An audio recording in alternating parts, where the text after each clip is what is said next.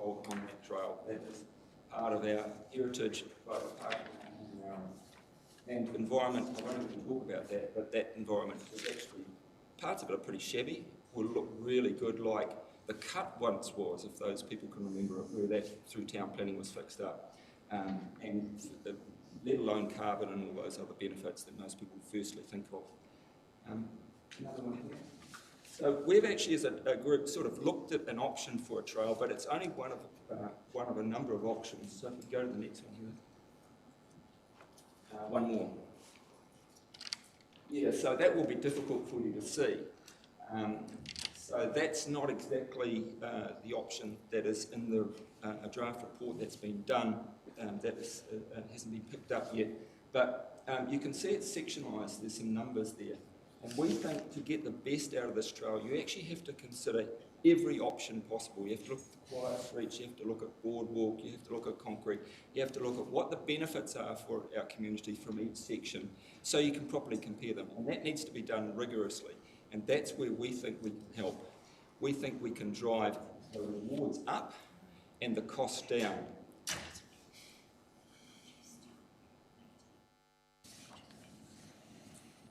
That's not correct in terms of where that boundary is, but that red line around the outside just reinforces the point about this connection of this trail that runs right through the centre of a large number of our community. So where are we? Next slide. In 2024. So this trail, which I think was originally conceived and put on paper in about 2010, has been on our long-term plan since 2017. In your long-term plan papers, it talks about 2 kilometres of boardwalk and 2.5 kilometres of concrete path to add to that 4.5. The draft report that came out, sadly, blew out expectations of cost, and the large part of that was boardwalk. But if you look at all those benefits, do you necessarily need to do boardwalk? Is a question I'd raise to you. There are parts that I think it would be really helpful from a design and efficiency point of view, but there are ways of bringing that cost down that is in a preliminary report by a massive scale. But no design has been completed. That Stantec report was put on hold in late 2022, and this committee, better than anyone, knows the reasons why. We've just had cyclone after cyclone, and so council's focus is actually really on recovery, and your staff and your teams are just stretched. And so we all know that and accept that. So spending on projects like this is not a priority. That's been clearly stated in reports, and nor should it be in my mind. But having a vision, having a plan completed, puts you in a position, if you can fund it, if you can find ways of doing little bits of pieces, you can actually make forward progress. And that's the point. Until you have a plan that has been rigorously completed and then accepted by this council and then gone out to consultation through that whole process, you just don't know. So what we would like to do is actually do that analysis, lead that analysis, and work with you on that. We've got a team we think you can trust. We've actually been privy, thanks to some of your staff, to that draft report, and really what we want to do is talk to the consultants now. Just keep it all in-house, do a lot of work in the background and thoroughly analyse it. We've got assistance of some people that can really ask hard questions and look at other ways of achieving the same result and the same outcomes. And that needs to be thoroughly done. It's not going to be a 5-minute exercise. You'd like to get onto it as soon as we can, if I'm really bringing board.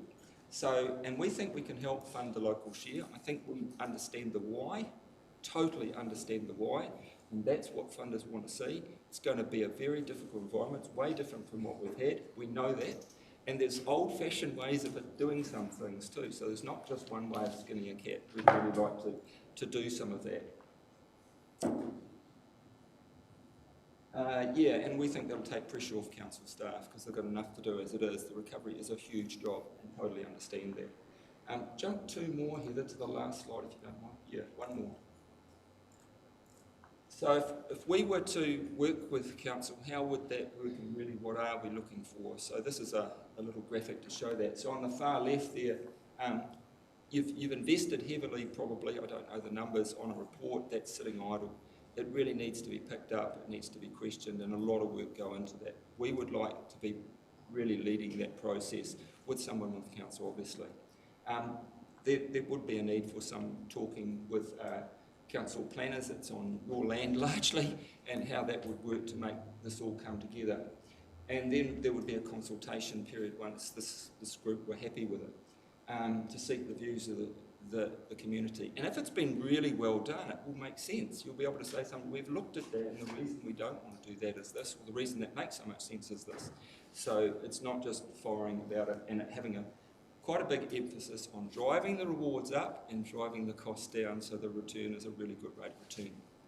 From a council spend perspective, and that's where you're sitting here with these tight fists in your pockets, because you've got so many other places to spend your money.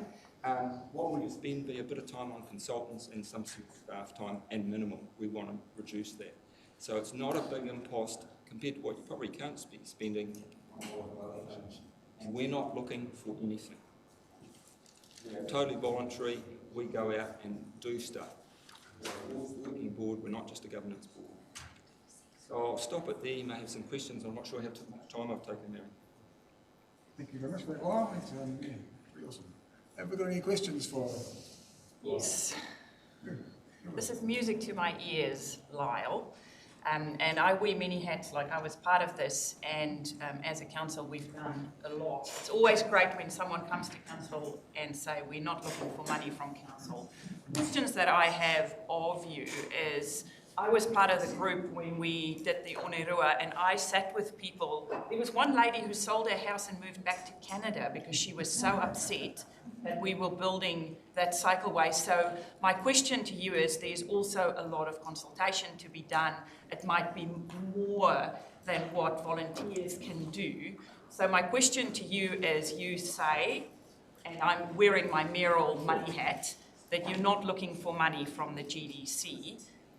Where will you get money from if this get a bit bigger than what you envisaged? Okay. So the first part, there are a number of component parts. So the rigorous analysis, I think, is probably 6 months to 8 months process. So and I don't think you can consult until you have actually something to say that you're very through. So there is time, and there won't be any money on consultation in that period. And we would try and keep it tight through that period, just from the point of view that you create mixed messages if you can't be clear on what the message is, and until you've done the work, you don't know what the message is. So we wouldn't be spending much money then. You saw my graphic there, the consultation part, and you're quite right. Onerua, there were very upset residents, and I don't think you'd find that today. One of the concerns of many of them is that you're opening my place up so people come and steal from me. How much of that's happened? You've actually sanitised the place so there's more eyes on it. And this will be the same. But there will be residents affected. You can't help with that. There will be less than you might think in the option that we're thinking of, but it's only one option. And there will be a whole process to go through that. We won't be spending our money, because we don't have very much money on that. That will be council spend. You would have done it anyway at some point. But we would like to think we'd do it in a very tight-fisted way. None of our trustees get paid anything, and we try and do everything internally, and it's a creed. Funders want to see action. They want to see things built. They don't want to see endless consultants and that sort of thing. So that's our creed, and I can tell you that my trustees know how tight-fisted I am. You are a chartered accountant. I am, by nature. Lyle, thank you for your presentation. I've got a couple of questions, but just before I get to them, the word is Onerua. Thank you. Yeah. I actually got RA wrong too. I still say that, and it's upper wide. So wide stumble, I apologise for that. Appreciated, thank you. In your longitudinal planning as Karuhiru Walkways, I might not have got that, yeah, Tapuai Tairawhiti Trails Trust, I'm interested to understand, is in your longitudinal planning a similar aspect for Kaiti?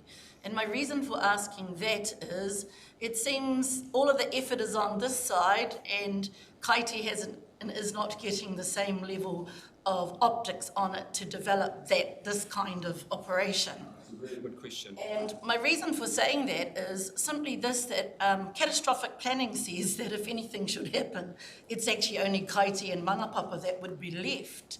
And I wonder, what is the gap in the planning if we're not thinking about how we galvanise Kaiti in any of these ways? This is a beautification health thing. So I'm wondering, is your committee actually thinking that long, or is it more to the building out this way into Pakoti?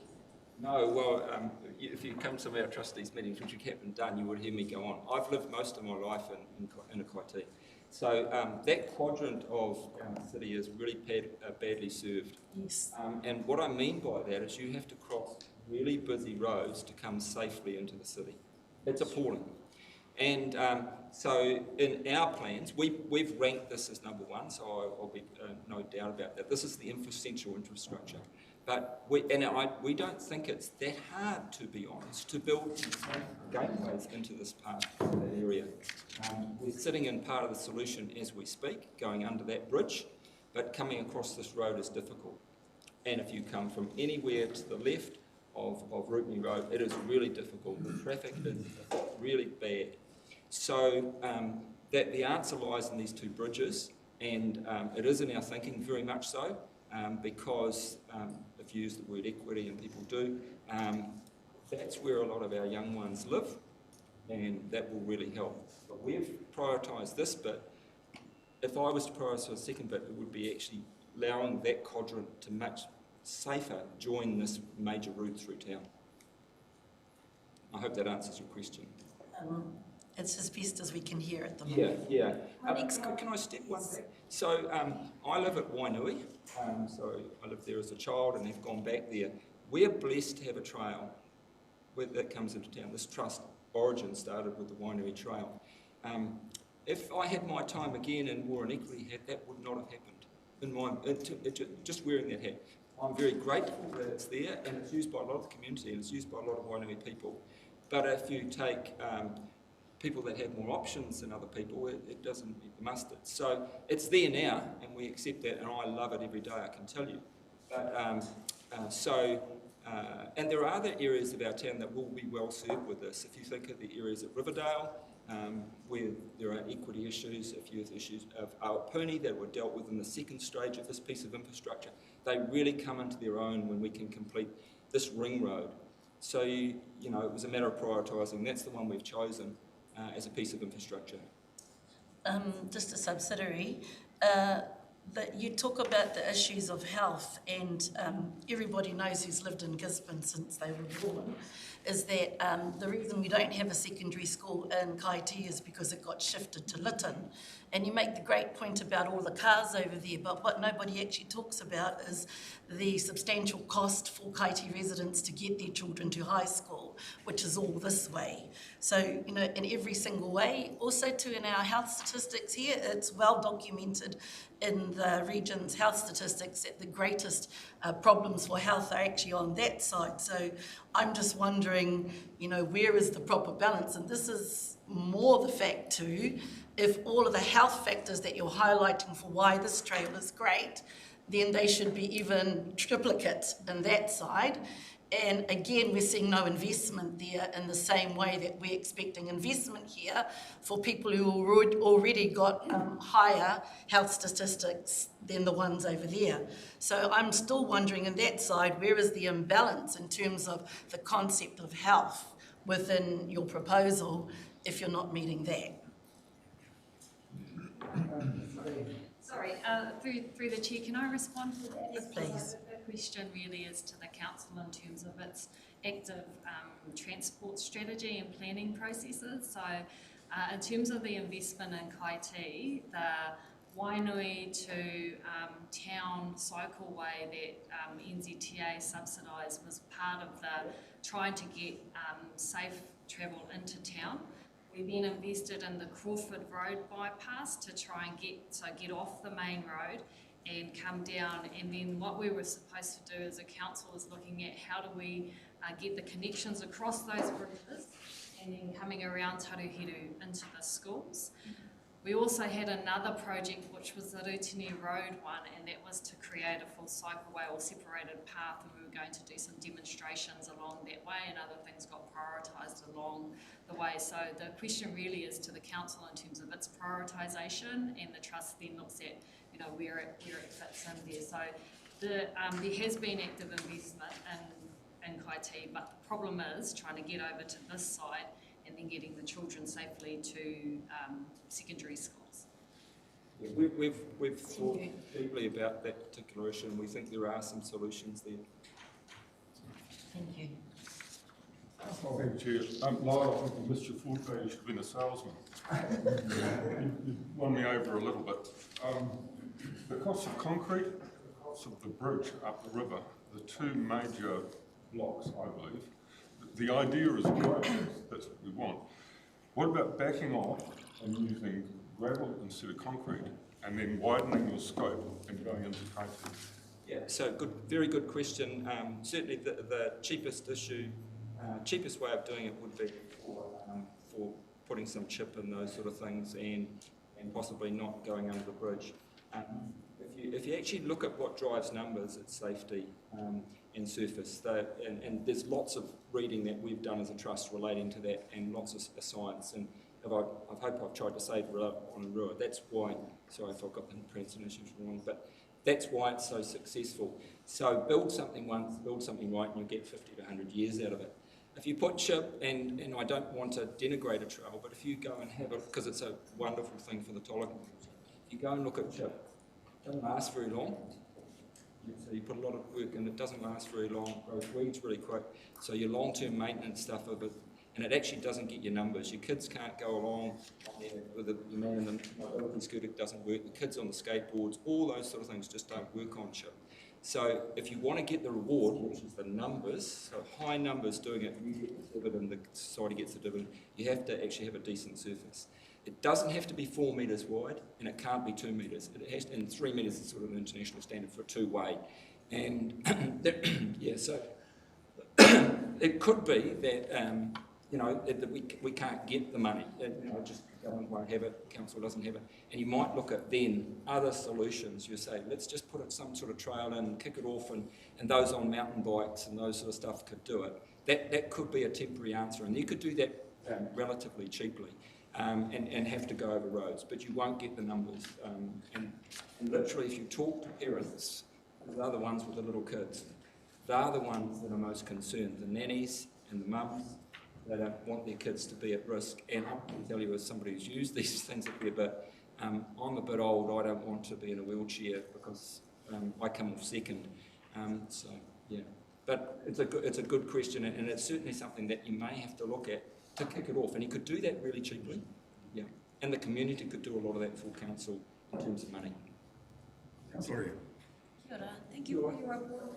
I support what Councillor Tibble has brought up in regards to the Kaiti community and what's needed here. I'm excited about the areas of the trail that go along the Taruhiru, because then it really does, we have to start looking at the presentation of Taruhiru, the beautification of Taruhiru, and so that whole part of the plan is really supportive of catchment planning and all of that stuff. So all of that is really great. I suppose where my concern is when the trail comes out onto a residential road.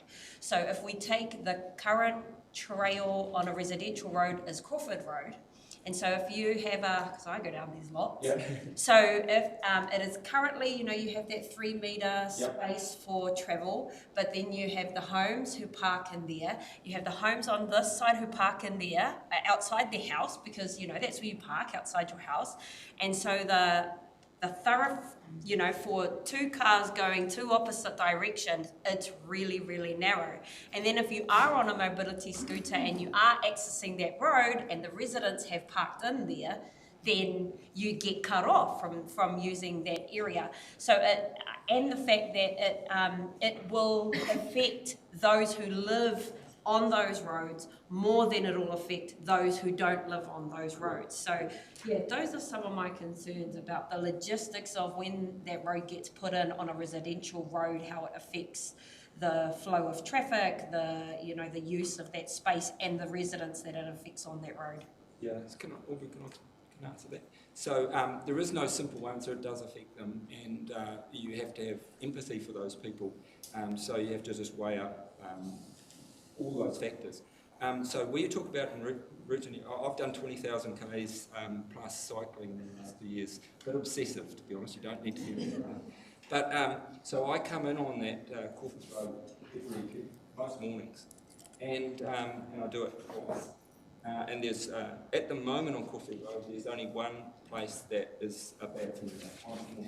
I've been itching to take their photo, but I want to keep myself safe. There was some bad offenders around Kaiti School too for a while. Council actually, I understand, got on top of that. And they forced people to actually come off the trail and go onto the road. And sometimes that's really dangerous, I can tell you. That's an enforcement issue in terms of the user, but clearly people are affected. Looking at where this trail might go, if it does go somewhere on Aberdeen Road, possibly because the boardwalk is not just part-way along Aberdeen Road would be our thoughts, then you would have that issue. We've been observing it now for quite some time. There's actually not much parking on, if we're going that way on the right-hand side. There's only 2 or 3 houses that consistently have parking. So it's not a great number, and there's a lot of room on the other side. So that's the fact. I mean, we haven't written that down, but our observations have been really on that for quite some time now. A subsidiary. As a councillor too, I would really appreciate some thought be given to mitigation of concerns. So you talked about the Onerua walkway, cycleway, and so we already know that there were some concerns raised by community members. So it would be great as a councillor to get a paper that not just gives us all the positives, but also says, and these could be the risks, but these are some strategies perhaps to combat those risks. Because I think that we can empathise with them, but they'll want a bit more than our empathy when it comes to it at the end of the day. That's absolutely fair, and I think you'd be wrong just to downplay anyone's concerns. So mitigation's important. We're aware of some of the risks that would be really high in the trial we're looking at. There are lots of strategies. If I can just talk about it, so one of the strategies goes through a neighbourhood that actually has some gang issues. So people would have a lot of concerns about that. There are lots of strategies, that's nothing new. There are lots of strategies to deal, hopefully to mitigate that risk down. There are people that will be concerned on either side of the river that will open up their place to theft. Again, that was a thing in Wairua. There's already theft taking across from the rivers now. So we think it'll actually reduce it. But those are discussions, and you'll never get 100%, but I think a lot of those risks can be mitigated, and we've been thinking about them. And that's why that rigorous work needs to be done. So you don't look at as you said, all the positive things you've actually thought through, but you can't mitigate every risk, but you can reduce a lot. So there's multi-strategies needed to make this a success. Behaviour change strategies, and that's taking place with the Wednesday Challenge at the moment. A number of things that need to happen. So it's just not, you can't come at things from one magic bullet, if I can put it that way. Okay, thank you so much, Lyle. Thank you. Mate, thank you so much. Good luck with everything. Thank I'm you. sure your vision will come to fruition. It's a good option, that's for sure. Well, it's on the council long-term plan. Thank you. Thank you. Thank you. Thank you, Lyle.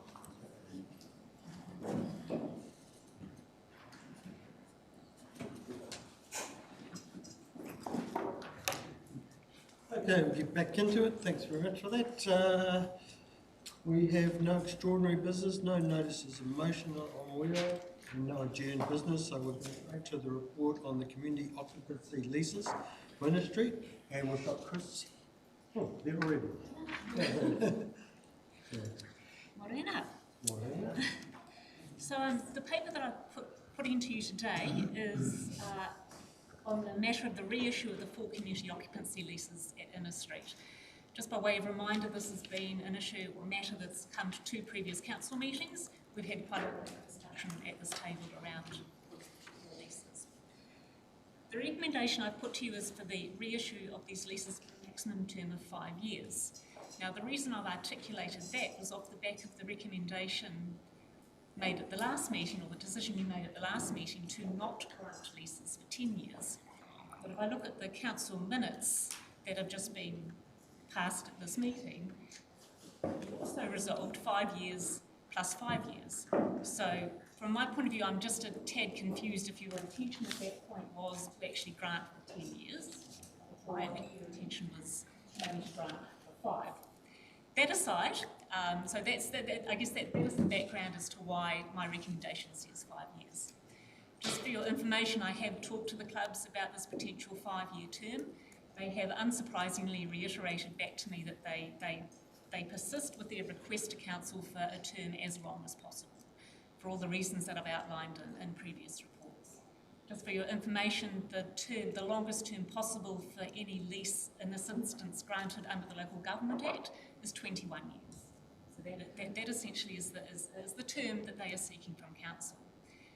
I do know that any reissue or notification of intention to grant a lease for a term of less than that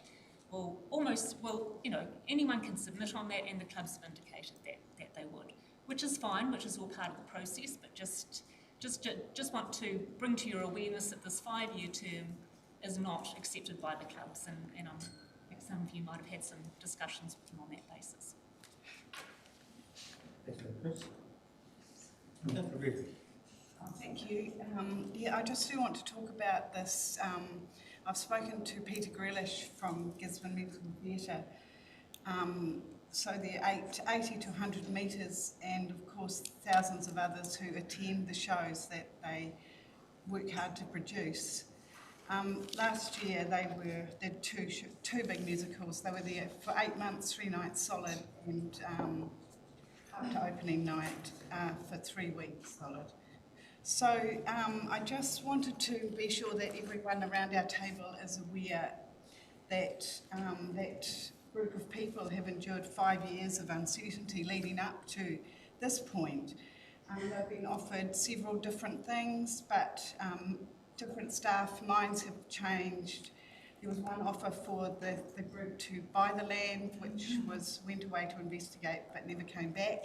So they've had their hopes up and down. They do not want the 5 years. It's not that they haven't been trying, they've been mucked around over the years. They know that the writing is on the wall. All they're asking is for a 10-year lease to give them time to sort out for their next move, where they're going to go, where they're going to fix their roof, all those sorts of things. And we all know we can make more money from this piece of land, and we will in the future. But I just want us to remember that these are people from our community. They deserve the time to sort out their future, and I really hope that we could change on that recommendation and increase the time of the lease for at least this group to 10 years, and variable for the other ones, depending on how easy it is for them to move, knowing that at the end of the day, this land will not be available for community use as it has been since the 1980s. Thank you. Councillor Reid. But could I have that answered about whether or not we can do that? Can Change the recommendation? our recommendation can be changed? You can move it. Can I move that? What's the recommendation that's been moved, sorry? That we, On page 15. Number 1, 2, 3, and 4. I think it's 1. well, I would like to change number 1, that improves in principle the grant of a 10-year lease for musical theatre. And I'm not 100% sure about the rest of them, but I'm sure that they all know that this is the end of the road. But I just really hope that we can give them the time and the assistance to help sort out their future. So I'm not sure how to change the whole thing. So at this stage, you're only looking at recommendation 1, extending to 10 years. And giving 2, 3, and 4 an option. And 2, 3, and 4 discussions about how to help them get out. particularly number 4. Kia ora tātou. I've got a couple of questions. So just in terms of the Wairawhiti Men's Shed, paper 1, page 18.4, have they requested to seek a new lease? That wasn't in the report, like every single organisation had requested, but okay, cool. I have an application. Okay. Does the sublease of the Harriers Club affect the lease in any way? In the lease agreement, are there provisions which protect the council from the liability of the subleasee or their customer? Okay, cool. So that's all out of the way. I'm actually confident to suggest, along the lines of Councillor Gregory, that actually the 3 groups, the Musical Theatre Incorporated, the Gisborne Harrier Club and the Surf City Rod and Custom Club Incorporated, be granted a 10-year lease. The only reason I haven't included the Tairawhiti Men's Shed because they have reservations over access to the building. The council has, there are definitely some upkeep issues because that is council owned, and so I think all of those things kind of, so if we aren't able to provide better access into that building, are they going to want to stay there in the long term, or are they going to want to find somewhere more suitable in terms of access? And also that the other 3 organisations have actually been embedded in the community for well over 20 years each. Like that says to me that they're invested in the community and they're not going anywhere. So, yep. Like to put that forward. Sorry. I feel like standing up, but I'm not. You all know that we had quite a bit of raru last time when we discussed this, and you know that it was quite a split table. Just the fact that today there's a lot of nodding happening when we talk about the potential to do the 10-year lease, to me, say that is something that we should seriously consider.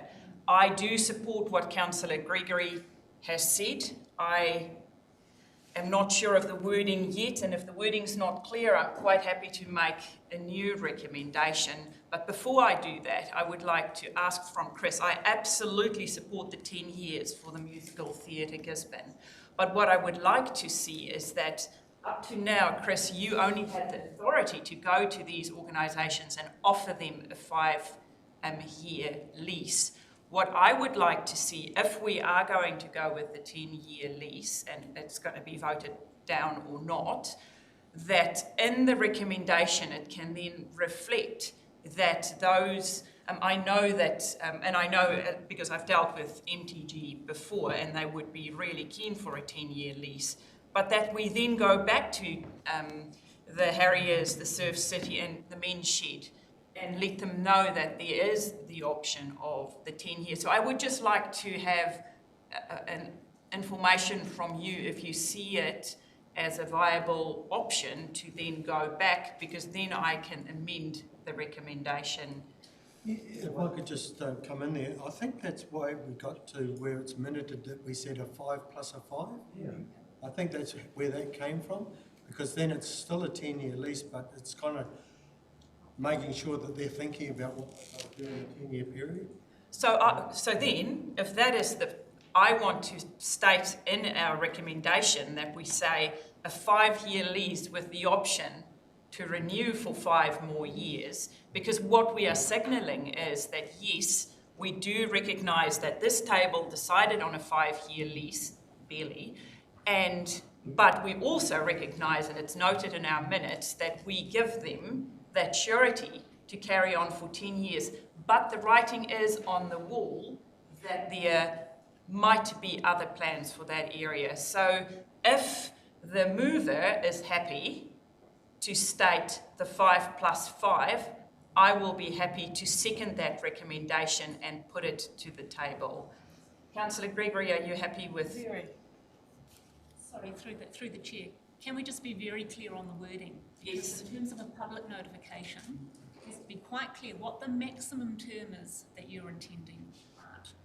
So you speak of 5 years plus a 5-year right of renewal. Just be aware that needs to be something quite substantive to happen within a term of a contract for council not to exercise a right of renewal at 5 years. If you think about a right of renewal is essentially how we cut and dice our contractual arrangement with our lessees. If we issue them a 5-year lease with a 5-year right of renewal, we have to be very, very clear of the matters that will be taken into account by council at that 5-year term around reissue of the lease or not. So let's ask the question, I think, which we should ask. This is for community organisations that's in an area where they have been part of this community forever. As a council, our priorities at this stage sit with recovery. That's what we're going to focus on for the next 5 to 10 years. Is it really a work priority for us to dissect and redevelop that area? And I'm honestly asking that. I don't feel for us it's a priority. The question we should ask, these people are part of this community, have served the community. Isn't it up to us to give them that reassurance that they can carry on with their good work, but possibly after 10 years, there might be other plans with that area. So we are already causing a bit of uncertainty, and I support that.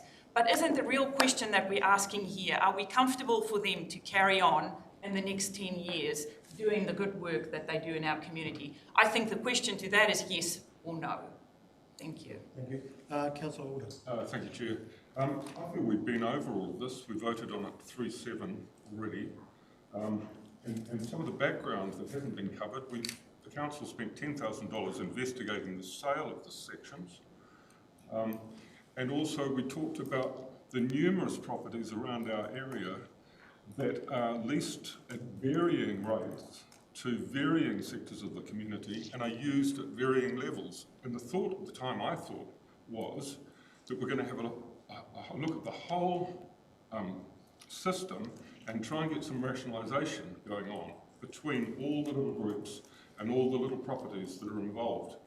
And that potentially 5 years down the track, hence the reason for a 5-year lease, 5 years down the track we might have another look at the thing and relocate some of these entities and maybe share some of the properties, which would then leave the council the option to sell some property and recoup some very needed capital. Thank you. Thank you, Councillor Alder. Councillor Farihena. Thank you very much, Mr. Chair.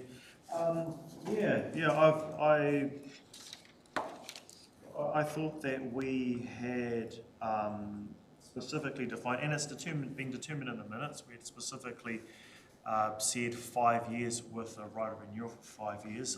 There's two things for me that's unanswered in this paper. Has the 5+5 been spoken about to those community groups? Was that part? I heard you say about the 5-year, but was also the other 5-year right of renewal part also spoken to them?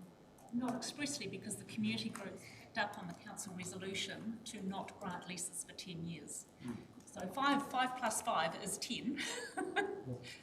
Yeah, like that was the question that I was asking. Like as council, we had made the resolution that we would in principle agree to 5 years plus 5. I would like to know what those community groups had to say in regards to that specific thing we had formed a view on. And it doesn't look like it had been asked here in this paper. The other thing too is that I hear in regards to the criteria around first right of refusal, the paper's silent on that, so I can't really make an informed decision on that part. That I hear that that's an issue from you, but I don't have an understanding of the issue. That's not spoken to in that paper for me, in this paper for me either, which brings me back to where we were at the discussion previously. I've shifted from 5+5, but I am concerned that specific conversation wasn't had with the community groups, and to the part around the issues that I'm hearing from you in regards to the rights of refusal also hasn't been spoken about here. It's a conundrum that I actually find myself in, because I hear that there's a concern, but there's nothing that I've read yet that actually has given me the heads up in regards to what specifically those those concerns are, which leads me, in terms of a matter of process, to actually default back to where we were at our last hui, which was 5+5. So, that's where I am. I'm not willing to do an explicit 10 years because, again, there's no comparison in this paper around that. There's no conversation in regards to the right of refusal part of it. So that's. Do you have any answers in regards to that, or? Can I, just point of clarification, by right of refusal, what do you mean? Council's right of refusal? Oh, sorry, first right of renewal, sorry. Oh, right of renewal. Right of renewal. Okay, sorry. Right of renewal for 5 years. Yeah, so currently, the terms of renewal under our existing leases is that if you, the leasee, does everything, like you pay your bills, you're still conducting the activity that you've been conducting, nothing else has changed for you, then automatically your lease is renewed. But what you are proposing here is that we put some different condition around a right of renewal at a 5-year term, if I understand you correctly, which is in 5 years. In 5 years' time, council might sell that land. Is that correct? I believe we proposed the 5+5 at the last hui, and I would have expected the mahi to be done between the last hui and now, to expressly maybe workshop what that was with us in order for us to make an informed decision now. It's that gap that I'm really struggling with making an informed decision. That's where I'm at in regards to this, Mr. Chair. It's really tough for me to make an informed decision that it affects our community group's livelihood when I don't have that chunk of info that I hear from our staff is really important for us to have. So Thanks, Brian. Councillor Robinson? Thank you, Mr. Chair. Chris, we're currently receiving $1,072 per annum, paragraph 16. On page, just find it here. 16 page. Yeah, no, page 24, paragraph 32. You say that the resolutions of council in April and November last year directed staff to consider potential commercial use of the land as may be fiscally prudent and to maximise potential financial return of council land. Take my little small brain back. Where did we land on the potential dollar return? I do remember us having a corridor on this. Can you roughly refresh our memory as to what we thought that land might return on a commercial basis? Possibly to an extent, but that matter was discussed and publicly excluded because of the commercial sensitivity of some of the factors that were presented to us by our consultants. So I'm not sure if it's appropriate for me to provide that information again to you in this forum. Yeah, well, I mean, from a publicly discussed perspective, the public, in my view, is entitled to know that in decision making, we've determined that this land could return this much back into the public purse to be distributed elsewhere and offset costs, which we have a big issue with, versus the needs to provide services to our community, but in this case, just for groups of our community who service a broad range, but limited sector of our communities. I thought, like Councillor Alder, that we landed in a position where we were going to proceed to rationalise that land. And my recollection was that we were looking at a time frame of around 5 years to give the parties an opportunity to get their affairs in order, that they would have a line that was drawn and they were to know by this stage. My concern though, and I still don't, I think that's the correct position for me, but we've had a cyclone in between. We have a 3-year long-term plan, or 3-year recovery plan, quite clearly focused on this. And if these community groups are to try to find somewhere else to be in 5 years' time with council's assistance, do we have the capacity and the focus in this 5-year period to assist them in rationalising other service providers to provide somewhere where they can move to in 5 years' time? And I doubt we've got the capacity to do it, and I doubt it's going to be a high priority, which causes me to then question the 5 years. I'm not particularly happy with a renewal for 5 years. I think a 10-year period has taken it beyond the scope. I would think maybe 3+3 or 5+2. but not 10. I mean, I think we'll be out of the recovery plan in 3 years' time, and I think 3 years beyond that for us to refocus and community group rationalisation is reasonable and responsible to meet our obligations to the broader public need to rationalise the return of that land and the need for these people to have somewhere to be. So I don't support a 10-year, which, and a 5+5 is an automatic 5 right of renewal, as Chris has said. They meet the conditions of the lease, it's an automatic right of renewal. We've got nobody to say nah. So I don't support 5+5, but I would support something shorter. Thank you. Councillor. Sorry, Yep. I just wanted to respond to a couple of comments that have been made. Last year we presented the community occupancy policy, and there was a lot of work done on that policy to help to enable staff to apply a consistent methodology and thought process to how we manage our community leases. We have had a cyclone and we have got limited resources, and we have a recovery plan that is not focused on this mahi, if I'm being completely honest. So we are doing our very best to navigate these leases and give our community certainty in a time where we do not have the resources to spend a whole lot of time investigating on a network scale. That will take time and it will cost a lot of money to achieve. So I do want to emphasise that. So if you're expecting to see a big network review, our response to that is really the application of our community occupancy policy in a consistent, robust way that really does focus on those key principles around efficiency, making the most of our assets, and maximising the potential for our communities to deliver what they need to. So it is a pretty key point. So we'll get to 5 years very quickly, is what I'm saying. Thank you. Councillor Peralta. I was just wondering, when presented with the option of the 5-year lease, I take it that none were very happy. But did they talk about having other options? Like they came back and said, oh, we don't want a 5-year lease. If that's what we were presenting, then what was the response to that? So the response was, we actually want as long as possible, because we've been there for a long time. We have invested, in our buildings, we have infrastructure on council property. Why is council now saying that you're not going to continue the long-term occupancies that you have granted us since the 1980s? So that's their context. They have had long-term occupancies for a number of years.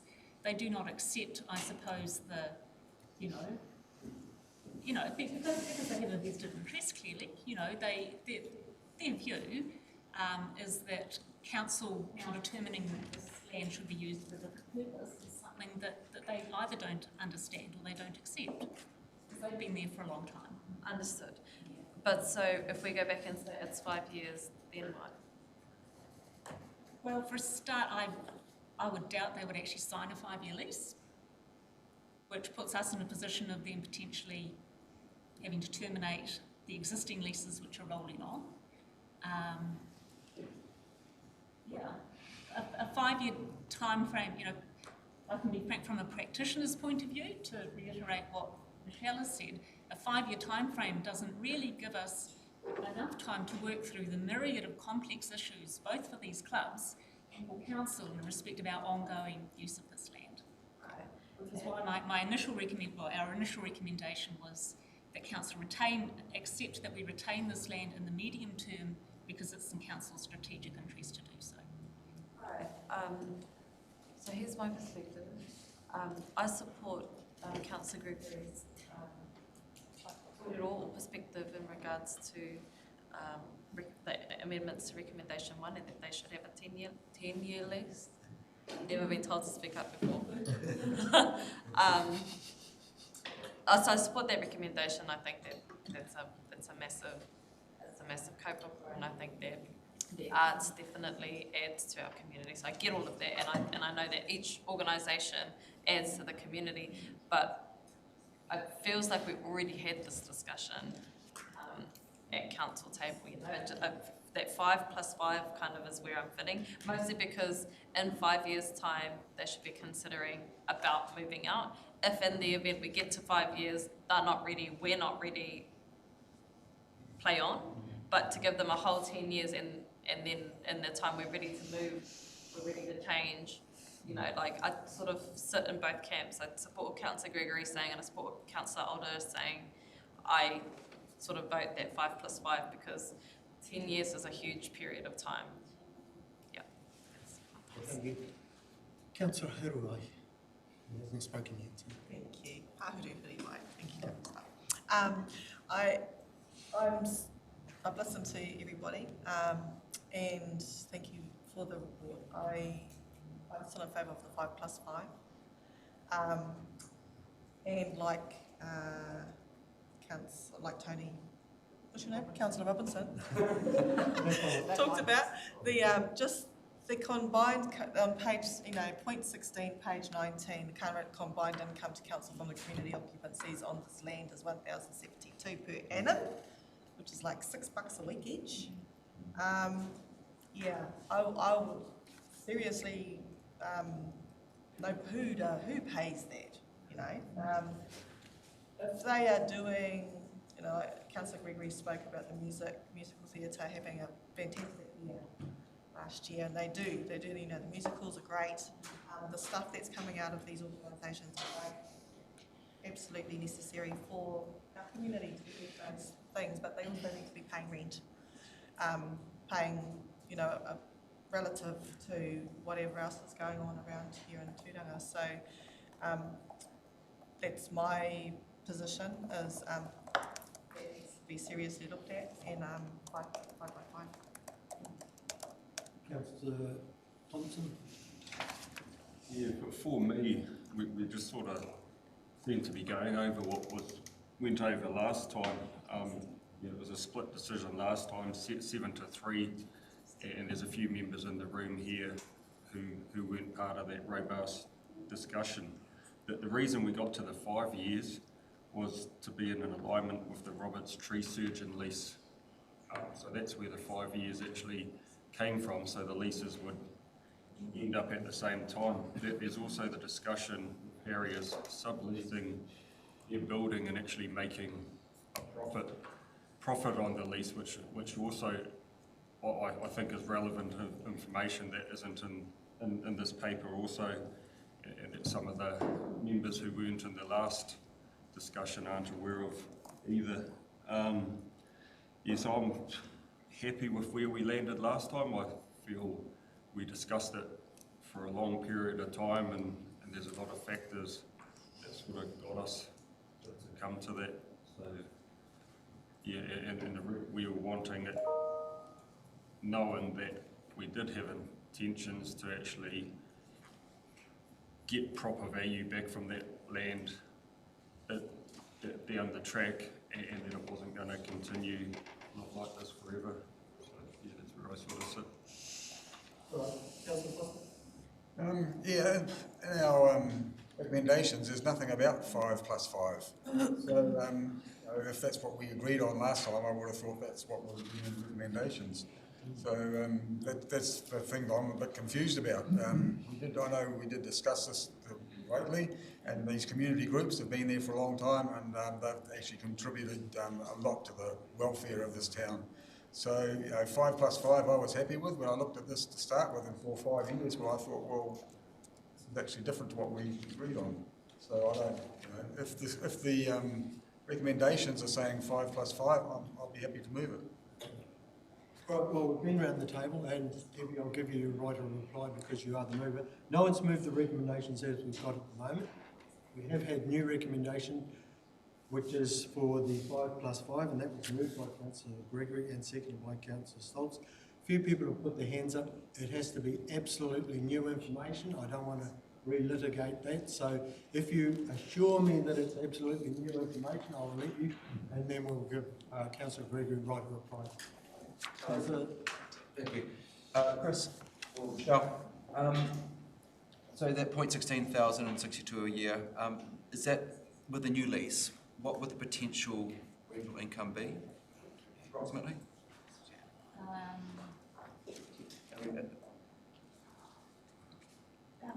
With the, if we apply the settings of the occupancy policy, Yes, that'd be the one to do.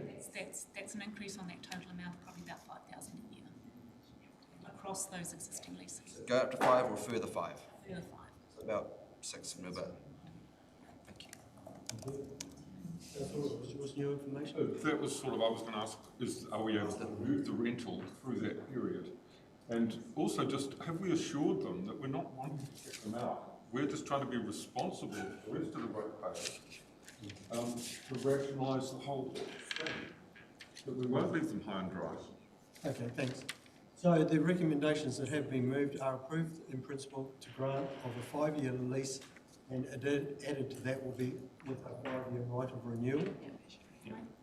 Sorry, just in terms of wording, you need to be quite explicit that what you are granting is a maximum term of 10 years comprising 5 years plus a 5-year right of renewal. So, sorry, why? Yeah, why? Just to play the maximum. It's 10 years. Yeah, that's what she said, but why?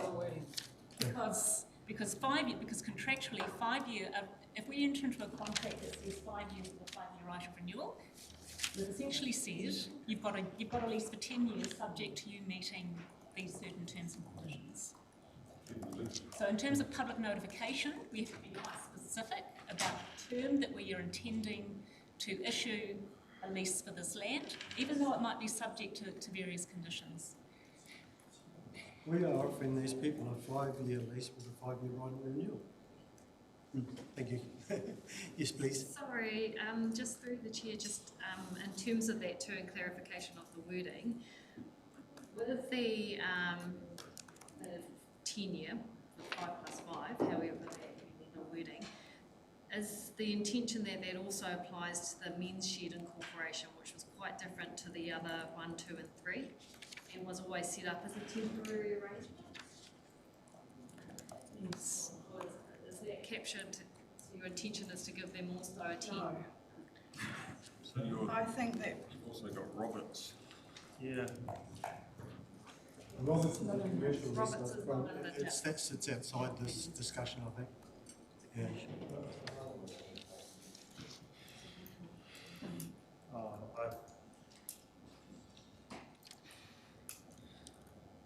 is it possible we could do 1, 2, 3 and 4 separately? And consider each So one the separately. thinking around 5, you'd be leaving it as stated. 4, 4. point 4 would be as stated, and the rest of them would be the 5 plus 5 equals 10. Yeah, I kind of think it's a bit of a can of worms, treating them all differently, myself. Rationale for it. Yeah, what's the Yeah, I think that there's other things that other important things, like the nature of those leases, like a broader strategic view that's missing in regards to the paper, which I don't want to vote on this paper, to be quite honest. I feel like I'm ill-equipped to. So yeah, like and it's up to you as the chair, but I'll be abstaining from voting in the nature of this decision currently, because there's not enough here that gives me confidence that like the difference in regards to the men's shed, the other stuff that have been brought up around here, it's just not in here. I don't feel properly equipped to make an informed decision. Sorry. Okay, so there's a clear split in the table. I am going to put it after Councillor Gregory's had her right of reply and let the voting determine. Have I had it already? No, you're about to have it now. Okay, I just want to point out that in the case of Musical Theatre Gisborne, it's a different situation because the building is being built exclusively for that activity. It has a stage and it has stuff in there that they need to do musical theatre. Whereas the men's shed has been in a lot of different buildings, and they haven't found their forever home yet. But they are currently in a huge building on a corner of land that could be utilised another way, and so that's my issue with that. But with the musical theatre, they don't want 5 years. Let's not give them what they don't want, and they will appeal that. So of course this won't be the end of the story for us. It will be coming up in front of us again if we don't think carefully about what we're doing now. And finally, I'm pleased that Councillor Robertson asked that question about the revenue. It should be in there that, in this paper, that it's not $1,000 a year that's been made from all of that land. It's $6,000 and a lot of happiness. Thank you. Oh, wait. Who will demolition the building? Will that be in the lease? Whose responsibility is the building if you go along with your 5-year lease and kick them out? How does that get sorted out? Continue with. Yeah, I've just been notified. There is a key difference. The men's shed is a building that council owns. The other three aren't owned. They're council property. Yeah, so as the mover, I'm not going to keep discussing this all day. Yeah. But as the mover, what are you moving? Doesn't he just have a licence? The wording that the Mayor suggested for 1, 2 and 3 and 4 stays as it is. And for clarity, that's with a 5-year right. 5 plus 5, which equals 10. All right, moved by Councillor Gregory, seconded by Ms. Stoltz. All those in favour? And Can we have the division, please? the division here, so it'll be show of hands. Keep them up, please.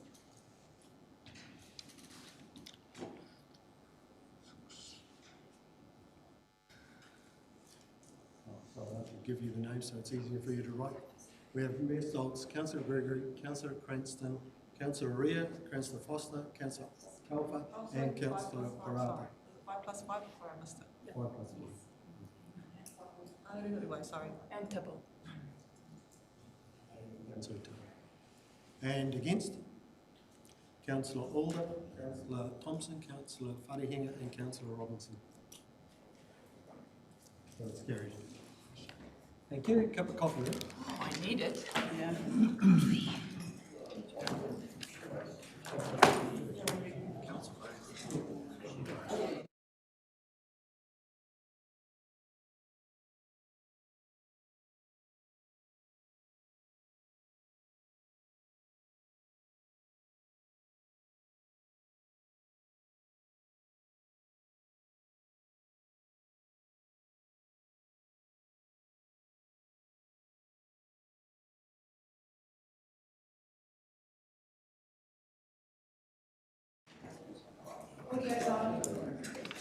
Audio's on. Okay, page 26, we've got the Kiwa pools update. Michelle's going to feature. We'll hear from the pool if there's any questions specific to the pool. We love to answer. Thank you, through the chair. So this report was prepared as an information report really to give you an overview of how the Kiwa pool is tracking from the 5 months that we've had since opening day on the 2nd of September. So overall, we're really thrilled with how the facility's been operating. We see it as a huge success for the community, and we've received a number of positive comments about how it's tracking. Although the facility opened later than planned, it's on track to achieve our visitation targets and revenue targets, which we'll talk about. It's safe to say we have learnt a lot, and we know we've got refinements to make with the facility and the way it operates. We're really pleased with how the team is performing. We have grown the team significantly from what was at the Olympic pool previously, so it has taken a lot of work from Campbell and the team leaders at Kiwa Pool to really make that facility thrive, but also even to remain open, all areas open safely with the right lifeguarding numbers and all the rest that comes with that. So really pleased with that. As you'll recall, we went through a process with our fees and charges, and they remain in place and will be reviewed after the summer as per our report when those fees and charges were were confirmed. We also have planned a review of the Learn to Swim program at the 6 and 12 month mark. So there is a review coming, and we will be assessing the KPIs against performance over the coming 12 months. So that's just a heads up for you there. So we're learning a lot about the facility, but as I said, the staff are doing really well. There is one major piece of work that's still to come, and that's the demolition of the old Olympic pool. So we are starting work on that, I think the day after the outdoor complex closes for the summer. So that's just for safety and security of the site primarily. So demolition commences on the 2nd of April. And from what we're hearing from the polo, it will be a reasonably swift process.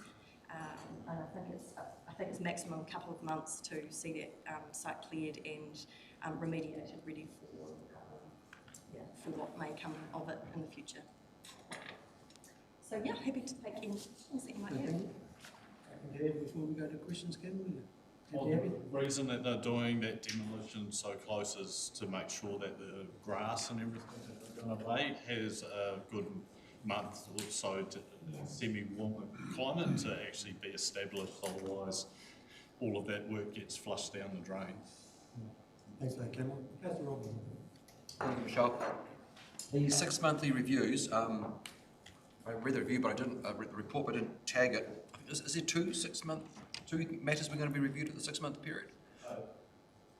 Yeah, just through the chair. So, according to with the fees and charges, it was asked after the summer, us being open for the full summer season, that we would do a full review of the fees and charges, especially because they were set in 2022 and now it's 2024. So we're going to do a review of that, and then also because we've outsourced the Learn to Swim program, and there is a lot of public interest in that, we're doing a review with that as well.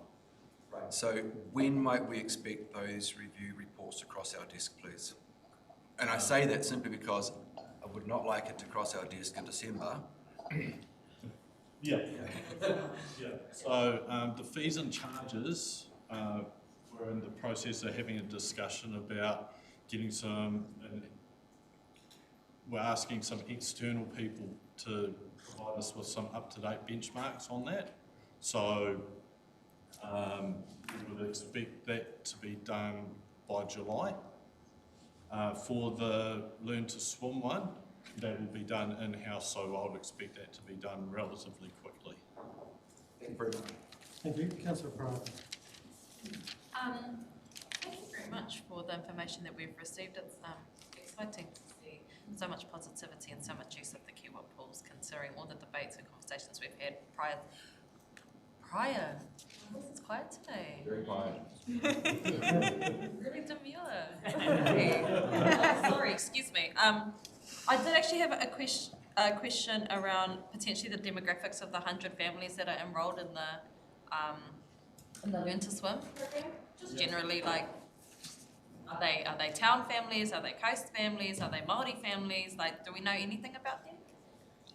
Sorry, just through the chair, so we do know that people are travelling from out of town to attend it. I can't give you exact numbers, but probably once a week I get an email that I have to forward on to the swim school provider, Belgrade Leisure, to make sure that we're meeting some of those external people that live further away than just the town. And even people from Wairoa are starting to travel on up as well. So, you know, even though it's outside of our council, we're really interested from that area there.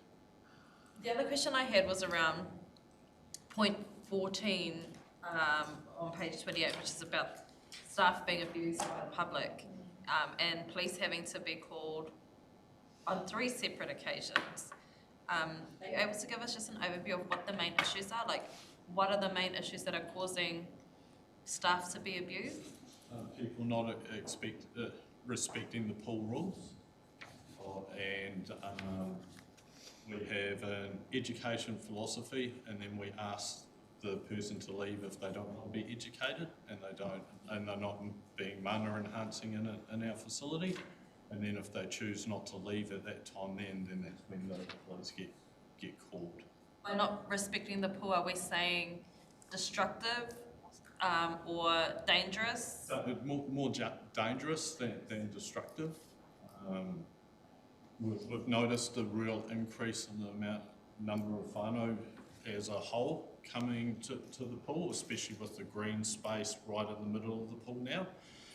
Lots of people are coming in and spending the whole day there. It's super exciting to see that change. However, with that increased numbers of usage and emissions that we do have, that also increases the risk. So it's probably more of that dangerous behaviour and just not wanting to listen, and therefore if they choose to leave at that time, then they're just asked to exit and we don't call the police. Whereas if they decide to Stay and be silly. yeah, not to listen with what their tarring is as well as they should, then we use every mechanism possible. My philosophy is that we give one warning and then we ask them to leave. So that seems to have decreased the actual amount of incidents that we're having, because they actually understand that it's not, oh, somebody's going to tell me for the next 15 minutes to stop doing something. Somebody's going to tell me once. If I don't listen, then that's a change of philosophy that we've just had. The only other thing I had thought about is over the summer, my whānau used the Kiwa pools quite a bit. My son is autistic, and he's non-verbal. And I was just wondering how the Kiwa pools support or manage children potentially with disabilities that may or may not be seen. Yeah. So we've had a lady come in and do some training with our staff, specifically in and around dealing with non-autistic children and tamariki specifically. That's an ongoing process. There was discussion in and around giving the ability to have some bands and stuff, and that's a work in progress that we're having conversations in with the community groups that we're dealing with, and more would love to hear any ideas that you have as well, because we're here for that whole community. So thank you. I appreciate the response and the willingness to work with community groups to improve the experience for children and whānau with autism. Thank you. Thank you, Chair. Thank you for the report. 55 staff, presumably that excludes Belgrade. What is the full-time equivalence, and how does that compare to the full-time equivalence of the Olympic? Roughly. But ballpark figure, full-time equivalents for the Olympic pool.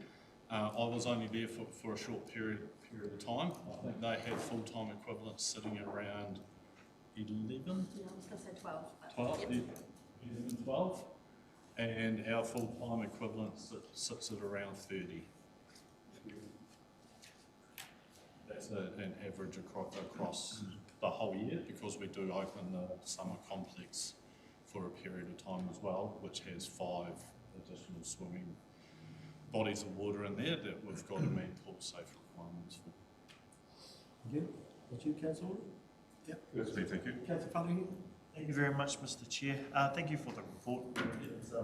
It's great. I did just want to ask in regards to page 27, part 9, around the Learn to Swim program. I do recall that one of their strong points that they made was in regards to Reo Māori class delivery, things like that. Are you able to talk about any of those classes of theirs, just from an interest point of sake, and I guess from a community interest point of sake as well? So that's a slow work in progress for them. The reason for that is they did employ a very fluent Reo speaking staff member, who then went on to win a nationally recognised award scholarship, where she spent the last few months flying around New Zealand, growing her knowledge and understanding. My understanding is that she arrived back has slotted back into the Learn to Swim program 2 weeks ago. The other thing too is that she's a toddlers-based instructor, so that did create a bit of a gap in that toddlers program for the Learn to Swim. However, I do know that she's been on the phone to a large number of families now that she's been back to let them know that this is how she's moving that forward. Thank you very much. Oh, thank you. Councillor Pahuruhuriwai. Sure. Thank you, Chair.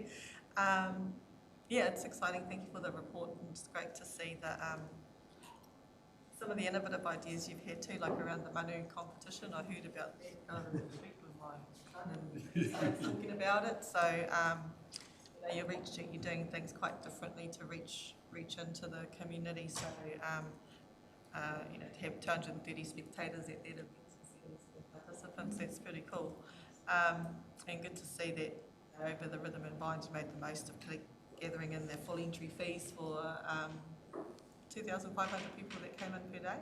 So I guess the summertime is obviously going to show that that's the biggest income traffic that will come in over the year that might sort of, obviously won't get as much foot traffic. And also great to see the numbers of families that are using it, and that we're about to hit the targets. Is there I can't remember in the fee structure if there was an annual fee, like join as an annual member, and would that be under the current fee structure? So there is annual memberships that are set up at the moment for individuals. The adult fee was just under $500, with the child or community services card holder sitting at around $300. From a whānau perspective, there wasn't a specific membership for a whole whānau to come together. The other thing, just going back a step as well, did that answer that question? Sorry. You know, I mean, I'm thinking about, you know, whānau who might travel from the coast, for example, they've got the additional thing of the cost of getting here. Yeah. Want to come and use the facilities and consideration. I don't know. We know whānau, that's not your three, you know, 2 parents and 3 children sort of a thing. But we can wrap some parameters around that. But I think just some consideration for our rural whānau across the Tairāwhiti and Wairau, who's travelling, the cost of travel, and whether that somehow can be considered when we're resetting the fees going forward. Okay. Sorry, kia ora, Mr. Chair. So I do have a conflict of interest. My second born son is one of those part-time part-time staff at the Kiwa pools. My 8-year-old daughter is also engaged in the Learn to Swim program 1 day a week. And I just want to have a big mihi to everyone, to the pools, like the experiences that. So my whānau's had a kind of different experience because we have one as a staff member and we have one engaging in services, and all round it's been a great experience for all of us. It's his first proper job as a year 13 at Boys High School, and he has felt very looked after and trained well, so I just wanted to acknowledge that. But in saying that I have a conflict, I will not second the paper. But I just wanted to say that. Thank you very much. My sister and husband are over from Australia at the moment. I'll take them down to have a look at the pool. Pool is in Australia. And it was just wow. So, you know, coming from them, as pool users in Australia, they were very impressed with the whole conference. All right, so thank you. Been moved by Councillor Pahuruhuriwai. Second.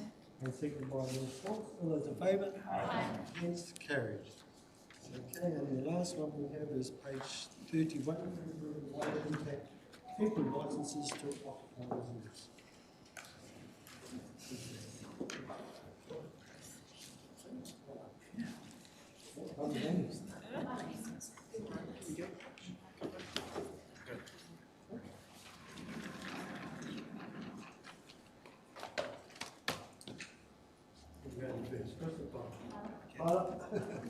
Tēnā tātou.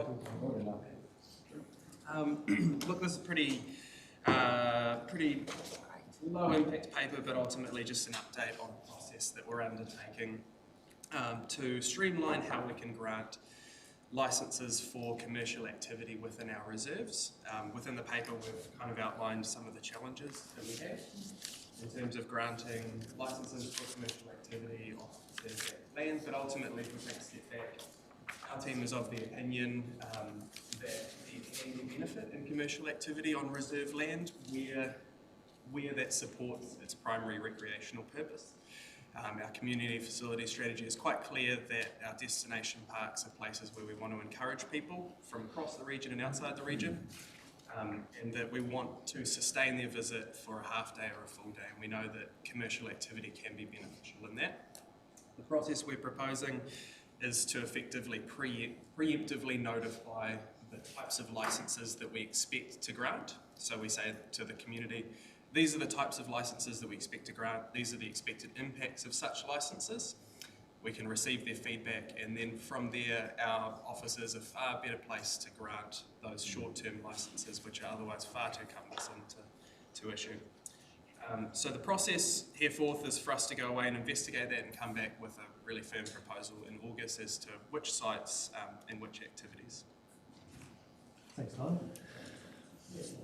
Thank you for this, and I'm very happy to support this. We have beautiful reserves around our region, and it would be great if we, like we have at this stage, the Friday afternoon Grey Street area, the food market. Our community love to come out, share some time, share some kai together. So I'm very encouraged by what you're looking to investigate to make sure our reserves, that we make it easy for people to use it, but we also make the most of our reserves and invite our community out to enjoy these reserves. So I'm very happy to move. I know it's a noting paper, but I'm very happy to move this, and thank you for that work. I'm sure the community will also enjoy and support once you come with the facts to us in August. Thank you, Councillor Robinson. Thank you. 3 points. The first one, paragraph 12. We also propose to include the hire of non-motorised sports, but excluding motorbikes, e-bikes, motorised or e-scooters. I can understand motorbikes, and particularly the rationale set out in paragraph 13, detracting from user acquired enjoyment, but I can't understand the rationale applying for e-bikes. And given the popularity and the great popularity of e-bikes, I think we should not seek to exclude e-bikes from this. Paragraph 14, you have proposed initially 4 areas: Wainui and lies the reserve, Alfred Cox Park, Botanical Gardens, Future Playground. Nowhere really sits in Kaiti, and I don't understand why Waikirikiri is not in there. And I would suggest we put Waikirikiri in there. And my last point is paragraph 23 to 24. This is my thought bubble popped up. Do we have a criteria for resolving conflicts when you've got or determining applicants that have conflicting priorities? Like two parties want to book the same space. What's our criteria for determining who gets in? If 2 applications are received on the same day, so if we're going to do this, we need to make sure we've got a robust process for determining does it all happen. Someone's going to miss out, and someone's going to be grumpy. So through the chair, the detail of the process, we still need to work through. I would just say we are highly, I would say stealing, but adapting best practice from other councils in this regard. So other councils have already done this. Wellington City Council in particular, Tauranga District Council are doing very similar processes. So these issues, we'll work through with them how they made it work for their places, and that as far as is practicable for us. Next paper. Thank you. I'll happily second this, and it's part of our recent vision is to remove red tape. My only question is, why isn't it being fast-tracked and shorten that time period?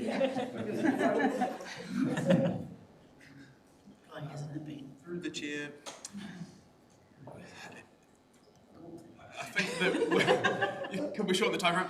We do, ultimately this is one piece of work that we do alongside lots of other important priorities. We do believe that we're preparing ourselves for the busy summer season ultimately the timeframe has been developed so that we can be granting applications next year. Thank you. Councillor Thompson. Yeah, Councillor Alder pretty much said what I was going to say. You know, I love how we see a problem and we've sort of done something to make things more efficient and streamlined, get rid of the red tape. Yeah, there's obviously going to be new ground for us. There's going to be a few issues and things to streamline, but that'll sort of work out. And yeah, so yeah, congratulations on making things easier for people. Thank you, Chair. I just total with the sentiments of everyone else, and I think it's great to be able to support small businesses in this way.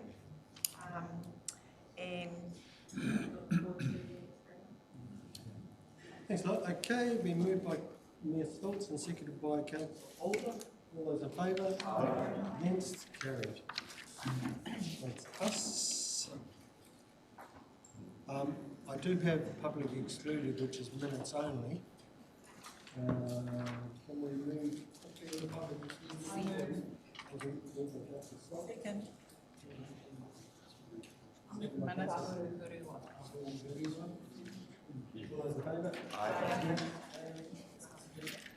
Have a look at them.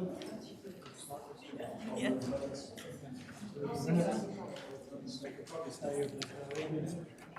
Moved by Councillor Wharehere, seconded by Councillor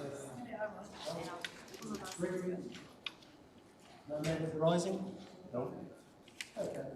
Move out of public exclusion. Out. Meeting closed. Thank you. And I'll get Councillor Foster up for the infrastructure. Guess what? 5 minutes.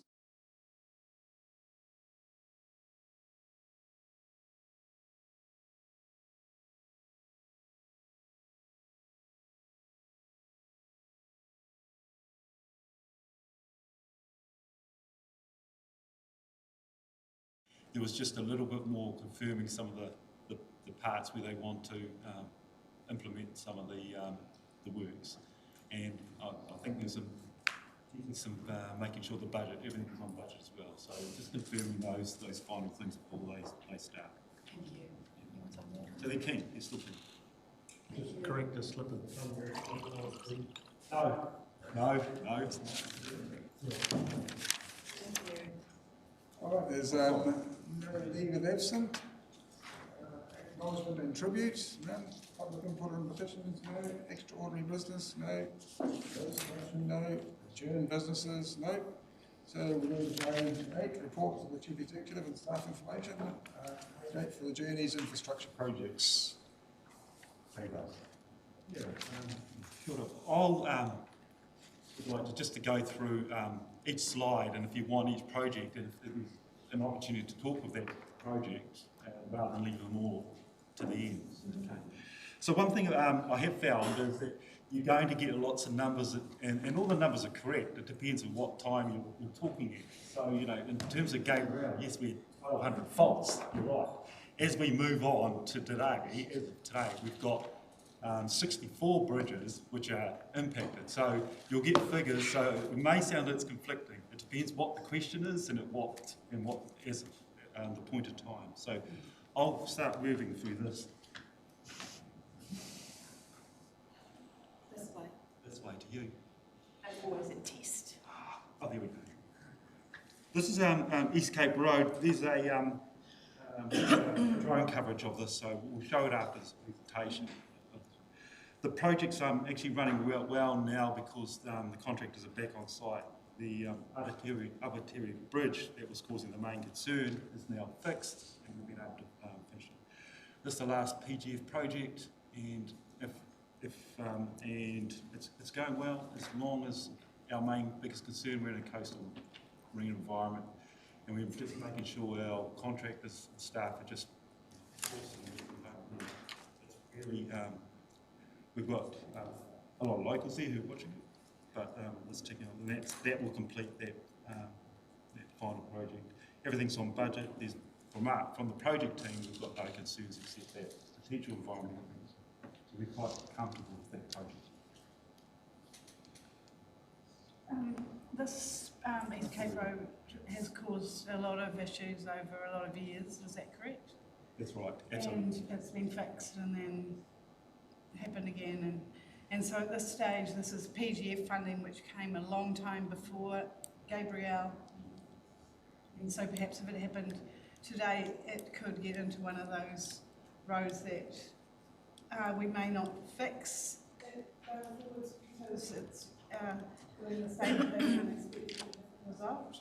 Certainly at the far end, what we call Bluff 2, that's certainly a problematic area. Certainly a problem. So the funding for the provincial growth was just to regain access for the immediate community, not the ones at the end of the blast, but this first part. Yeah, okay. But we'll show you the drone coverage and you'll see just the extent of the work that's actually happening.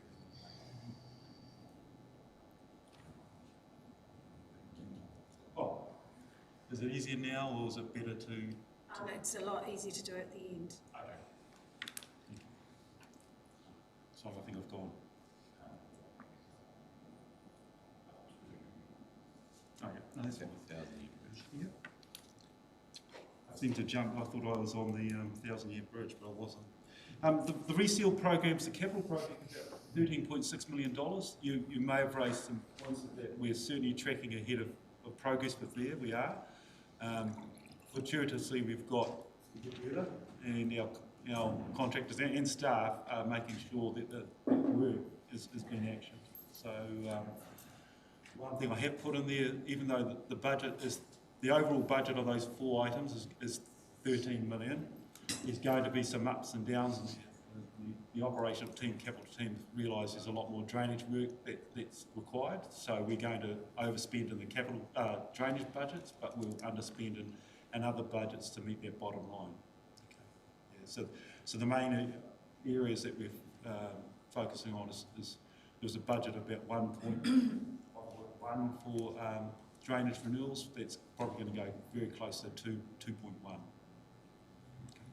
And that's just because the areas, we're just so saturated, we just need to protect the roads that we've got. Drainage is becoming a priority.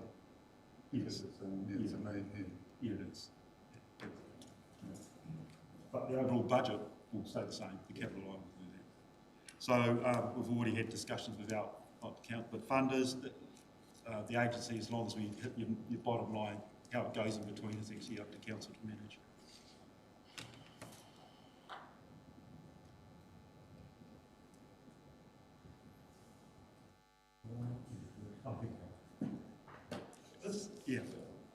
This one, we were quite surprised. We thought the finishing date would be November. It's actually comes way forward to our updated forecast is the 29th of July.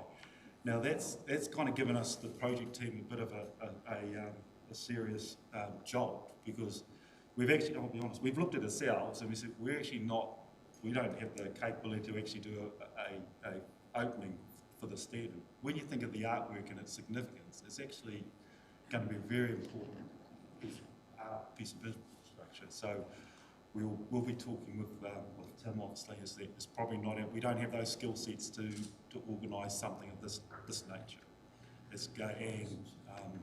So yeah, I shouldn't have raised it, but we were just talking about it this morning. It was just because when we found that the date was actually going to be brought forward. Because if we're looking at 29th July opening, then some of those invites need to start going out pretty quickly to book people's time. So that's apologies for bringing that up to here at this level, but right at the end of November, it's going to be end of July. So, and that's quite a bit of significance in what we do there. It's the best sort of bad news. Yeah, that's it. So when will the opening date will be? Later in the year, November? Well, as of this, the project team are forecasting 29th of July and it will be finished. Well, so nice August. No, in nice August. If it's finished at the end of July, there would be a... Yes, because we'd probably just had beers and a barbecue. We're good at building, not great at the soft stuff. That's good. We've got a lovely, I'm sure we've got a lovely department that can assist you. Yes, please. Please, well, once Me? built. Don't think I offered my services. That sounded like you accepted an offer. We just. We can't read. No, just kidding. Ngāti Ore, Yes, absolutely willing to be involved in the opening. Is it grant funded or lotto funded? Lotto funded. Yeah. And that was part of the end of my update, is I forgot to put they were significant funders as well. That is. Yeah. That could end up being sensitive because once built, something like this needs to be opened. Otherwise, it attracts comments. So as we near those dates, we need to have absolute certainty that can be walked across. And we want an appropriate celebration of a beautiful asset of It's been coming for a long time. It's been coming for a long time. Years.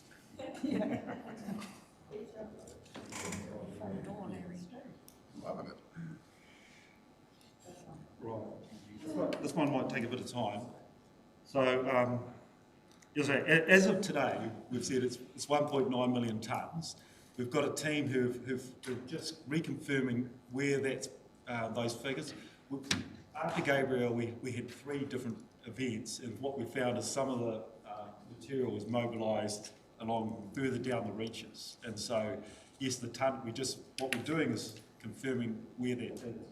We're actually going to get the maps of where they all are by next Friday, so we can start providing that information, not only to us but also to the community. As of today, we've removed 193,000 tonnes of woody debris. Now, we've got to be careful how we say that. There's 2 things. There's 98,000 of that material has been lifted out of the extreme areas, so it won't get mobilised, but it's not treated. So our funders are always saying, how much is it gone? Okay, so of that, 95,000 has been burnt or been shredded. So they're always looking at the final figure of removal rather than the stockpiled amount. We give them the stockpiled amount, and so so at this moment we're up to 193. One of the options we're using for treatment, and you'll see, is we're using high oxygen burning, and so what we did is, and that's a specialised machine. Basically, it goes up over 600 degrees. Your emissions are small. But what we've done is there's only 3 machines. We've got more woody debris, and as we get more and more out of the area, our stockpile numbers are going up. So we're having discussions about how we can crunch that up. What's the capacity of the machine? How many tonne can it burn an hour? Depending on the mixtures and how it's some of them optimal. They can sometimes do up to per day. On a good day, they can get sometimes up to 200-300 tonnes a day. Wow. We've got 1.9 million tonnes to get through. I know, so it's a lot. So we have found in other areas, Tools Bay, in the right areas, and because we're certainly not going to be doing open. They're using open burning technique. We're in the right place, and that could be to bring those numbers down to a sustainable level. We're very we know that around the urban area in terms of the airshed, it will just be high oxygen burning. But other areas we're shredding. We are getting a lot more evidence that's coming from coastal scientists about woody debris on beaches, and they're actually. I'm expecting a report from a coastal engineer from WP, probably about 3 weeks. We're starting to advocate, instead of burning, is maybe you should be placing it along, like what happened at Makarori. They believe that it's probably a more sustainable approach, and then them sanding them, planting them, and going out and just burning it for that. So you may see there might be a slowdown on some of the burning.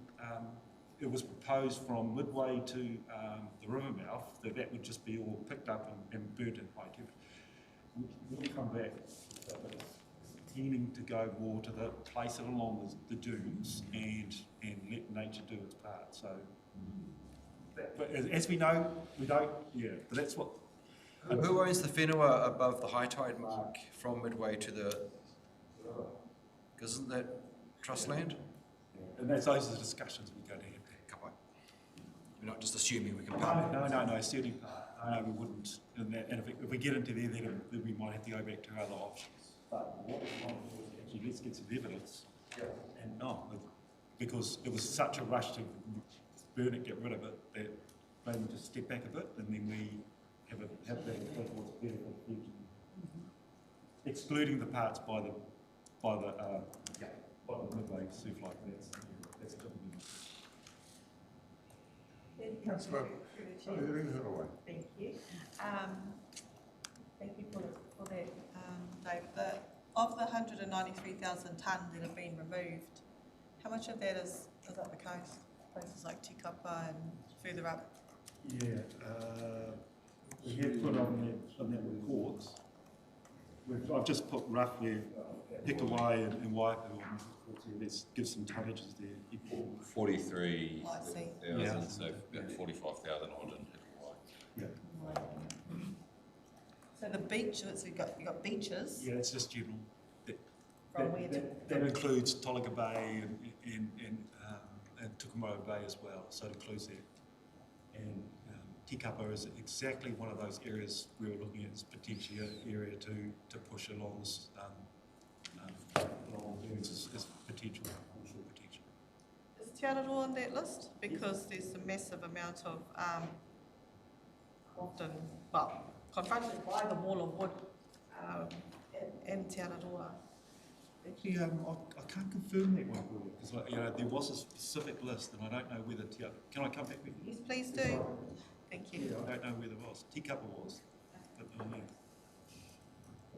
has there been any assistance from forestry companies with any of the removal of woody debris on not just beaches but waterways or anything? Yeah, okay, well, so I'll speak of mine, and there'll be Joe will probably speak of it. What we have noticed in our 1.9 million tonnes of the parts we have is that there's parts that have been removed by forestry as well, their parts. So that's why the team are going part to say, hey, areas have been removed by the forestry companies, whether out of a responsibility, out of a compliance. So I can only answer the parts we've seen in ours.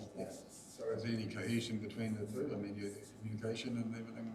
It could be better. It could be better because I've got areas that are close to some of our sites, and should we be using them and stuff like that? Sorry, did they clear everything, or did they only clear what they think looks like was cut by the forestry? I just want I don't know. I can't. All I can see. Oh, you cynic.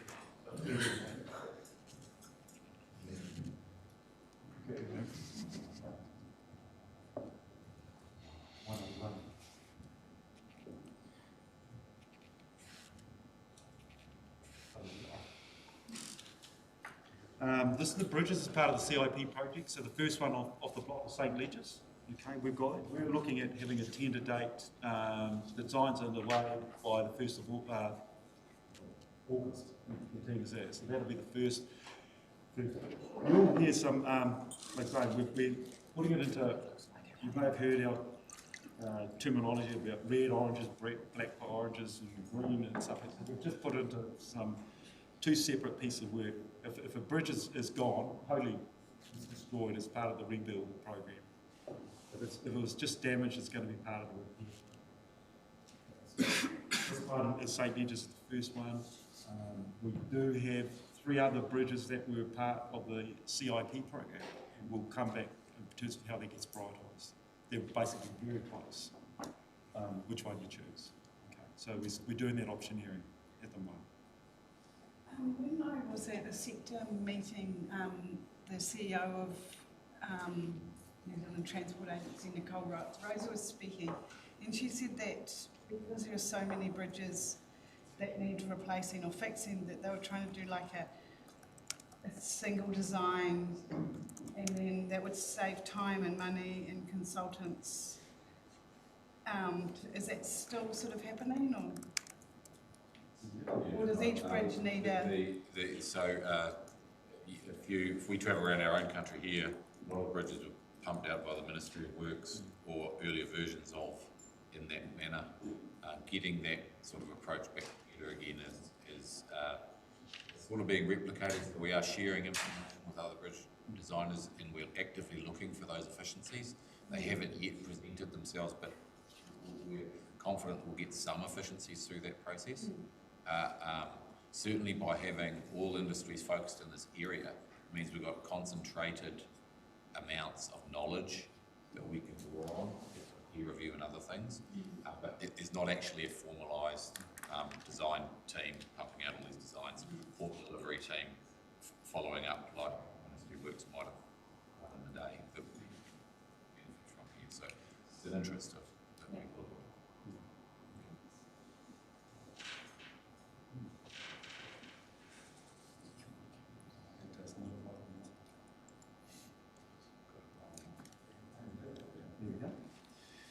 Oh, that St. Leger's, it was just an over potential what the, or not potential, what it's going to look like. Designs are wide. What bridge is that, Dave? St. Leger's. Where's St. Leger's? Oh, so that was by Tinaro, it was all by the old Donerail. Get into Donerail Park. Gotcha. So we've been working. Yeah. So as some of the transport projects are starting to move forward at different pace. So we're speaking with partners, Rockford Carter, and about how we look at partnering with this. Because it's a totally different location in St. Leger's, discussed about potential naming, in terms of origin. We've said, look, once we start setting up, everyone's more than welcome to do some of the inspections to have a look.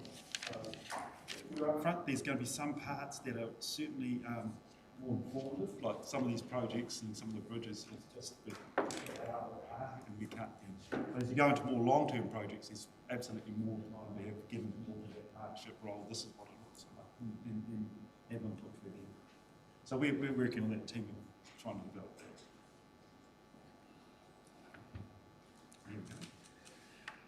This is the, we call it the Bridge Repair Program. CIP funded, itemised 52 bridges on there.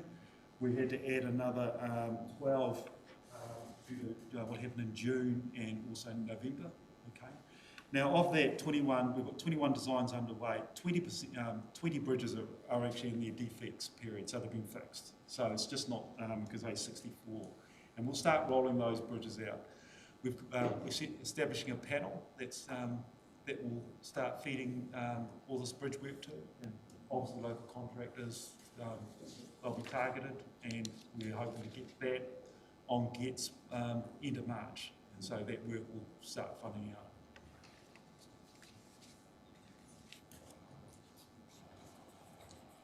Right, this one might Tinarova.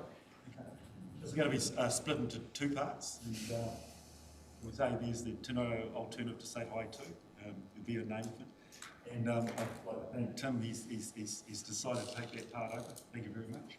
And I'll look at it. Oh, thank you. Go, Tim. Yeah, exactly. And so there's two parts, and there's two parts. There's the long-term component, and there's the immediate with the bluffs. Okay. Yeah. Okay. So we obviously it's a big news item,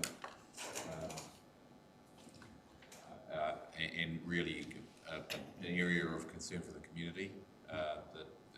How we're going to manage conveyance between Waimea and Gisborne through this spot.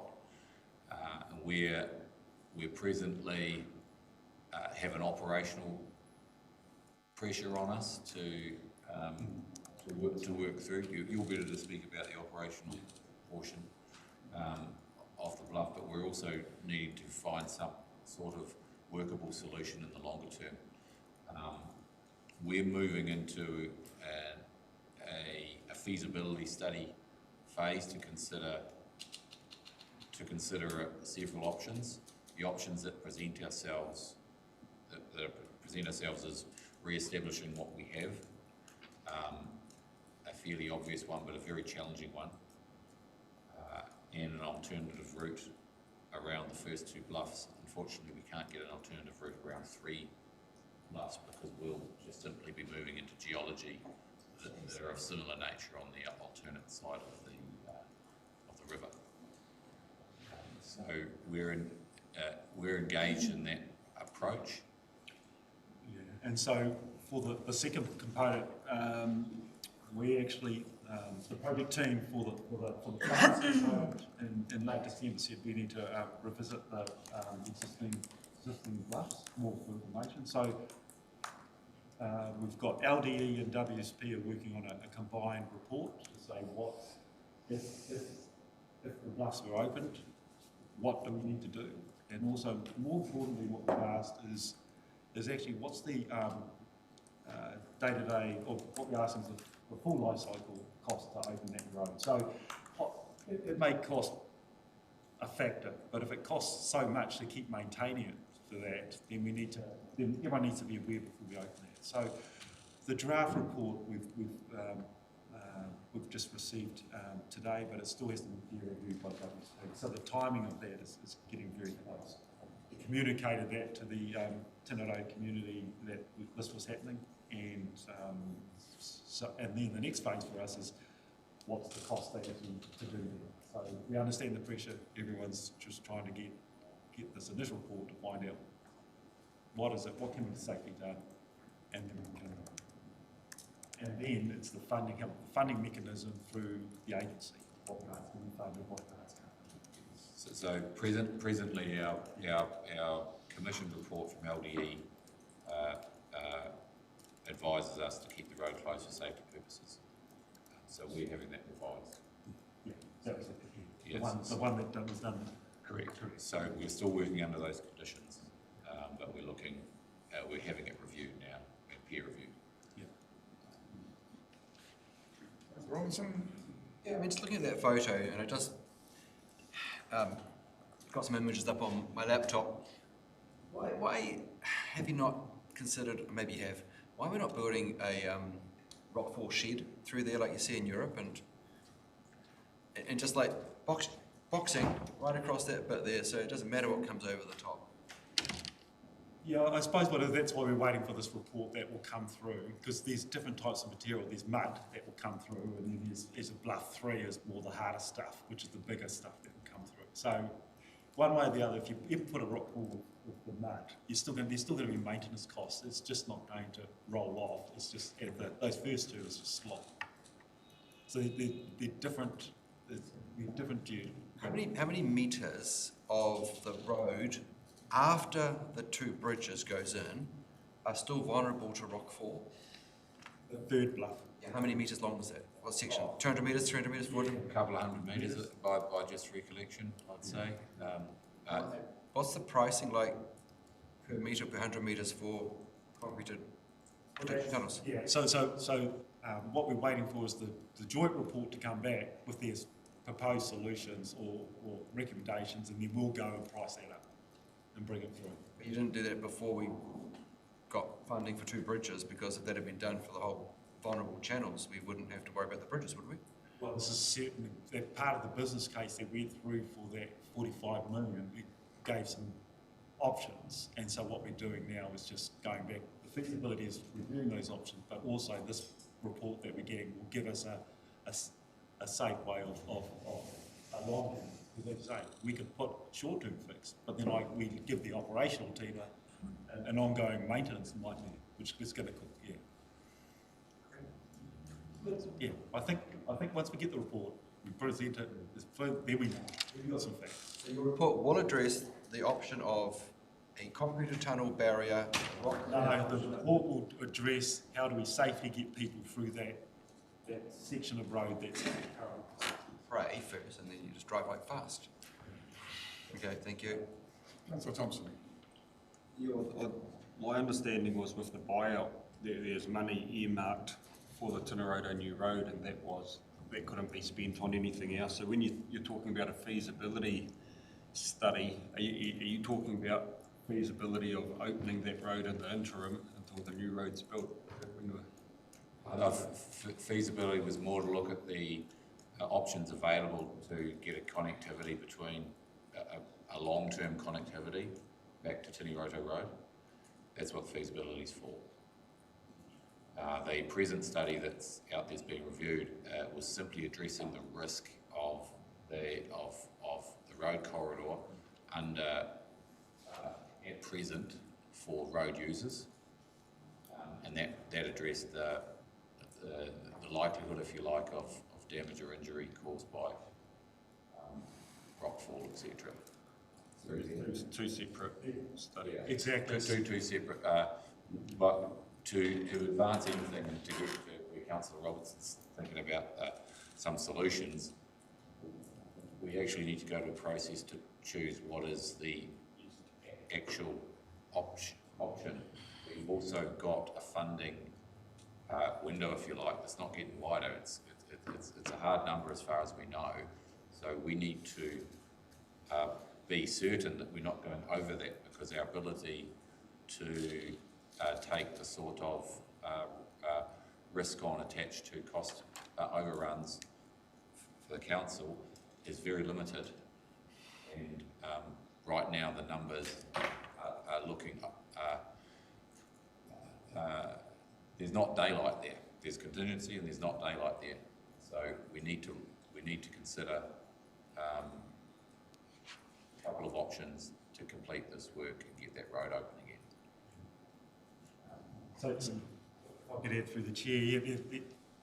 They're two separate pieces of work, but they're quite remote. So if this report from the LDE WSP comes up, this is what we can do to get the routes, the bluffs open, then we'll go through our normal funding partners and to say this is the cost of what we can do to get there.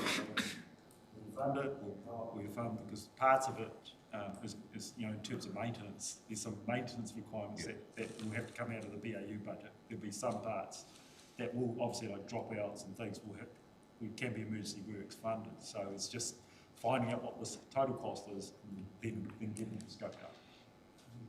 And it'll potentially come back to us to... Yeah, absolutely. So it sort of leads to three obvious options here. One is do nothing. Do you like the sound of that? The second one is maintaining the present, rebuilding the present corridor.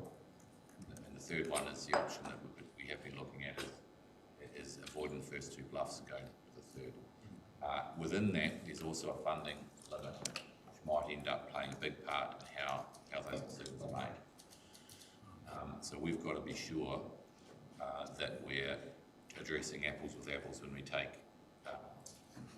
move these towards a decision at this level. That's what the information we're trying to get together to do that. As a fundamental, we need this, the safety on this road to be comparatively acceptable to the stock of roads in New Zealand. And that's the sort of argument, maybe not the right word, that's the sort of work we're doing with LDE and WSP in that position. Yeah. Councillor Telfer. Yeah, totally get that. The $45 million that was earmarked from the previous government to remedy this, and initially was talked about the two bridges missing, bluff 1, 2, not 3. But that's not specifically for that. That is to remedy this situation, that 45 million. So what you're saying is that by doing that, this work here is going to give us some answers, and then it may be, like Tony said, that option may become into play of remedying this, or it may be going over there, but it's not decided. It's not just specifically for two bridges and a new road. Correct. It's for remedying the situation, and we've been talking to Crown Infrastructure about that, and also about whether that limit might change with new information. That funding limit. Presently, no.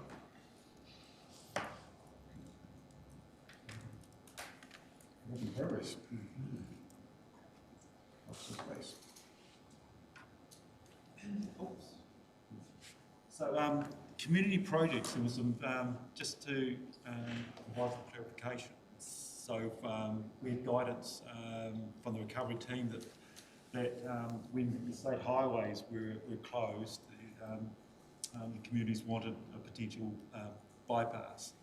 So it's not to scale, but it's the Hungiamata link to where and so the teams are actually scoping all the faults along there, and then they'll come up with scale works. There's a bit of I think you mentioned what's a good way of describing it. Some of the work is going to be Gabriel funded, some of it is going to be CIP, so there's going to be some making sure that we can get the right codes to put it to that route. So we've just got to try and make sure we can stretch that money a bit further. So they're still in that investigation phase, and that's certainly trying to improve drainage, trying to keep those connected if we have other events.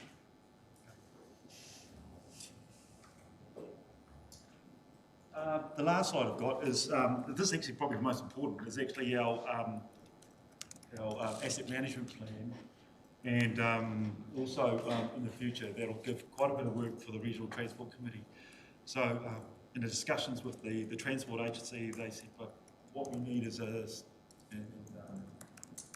we haven't sorted out the name, whether a strategic review of our network or a resilience review of the network. If we get another Gabriel, what do we stop us at the moment? You know, obviously we need significant investment. How are we going to, if we have another event, how are we going to get out of that? What routes are we going to prioritise? If we get, and so that's a big piece of work that the regional transport asked to do. So then we can come to you and say, if we are going to have to put investment into resilience, in which areas should we do it? And are there, if we have networks closed, what parts do we have to try and restore quickly to restore the economy? That may be, and it's all those big questions of what our network, what are the network, what needs are we going to need for it? So some big discussions about there. And actually how we pay for it. In a perfect world, what we're going to try and do is get more government, convince the government to invest in our road network in a perfect world and explain that. Doing that, Mahi, who's providing all the downflow effects of not having that connectivity, the cost, the economic impact, the social impact, the cultural impact? Who's collecting all that stuff for you? Because that's the why we need the connectivity. That's the rationale. So that's a big Mahi. Who's doing this? We haven't. So what we've been tasked to do is to put put an application into the Transport Agency to apply for funding. So and then we can work out the scope. The scope there. Basically, said we need to put one in now, and by 1st of March, and then we can come back to say what's the fee.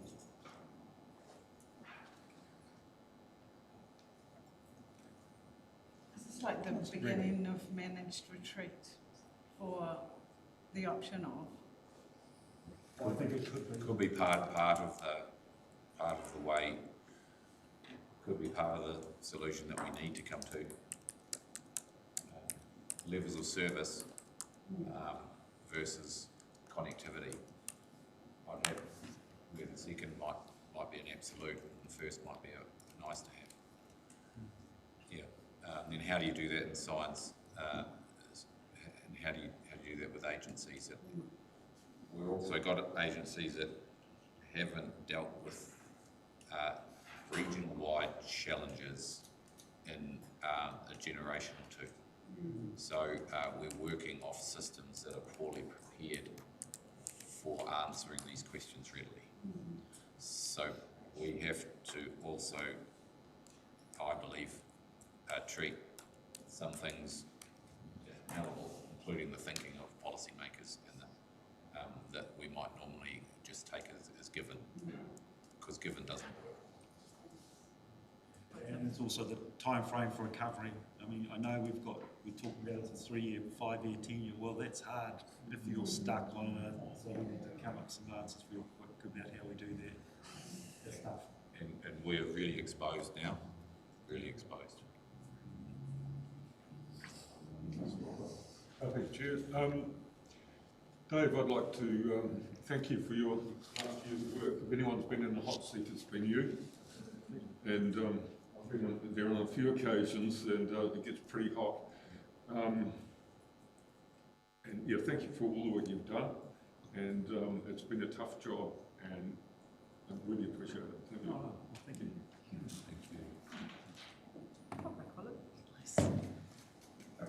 So that's your presentation, but the paper's got a lot more sections. Oh, yes, sorry. There was going to be one, I think. Is there another one? Yeah, were you going to do the Eastgate Road? The drone? Are we going to, Doing. you, Councillor. Sorry.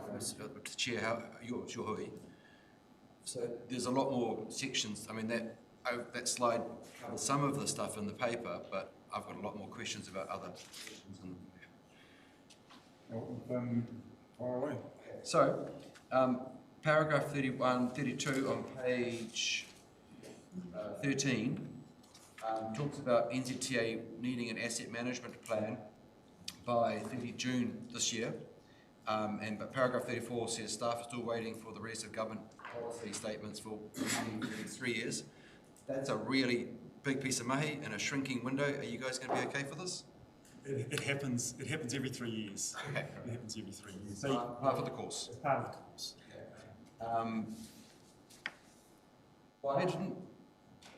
Why didn't you get such a good strike rate on stabilising the strips with the slips with the drone seeding?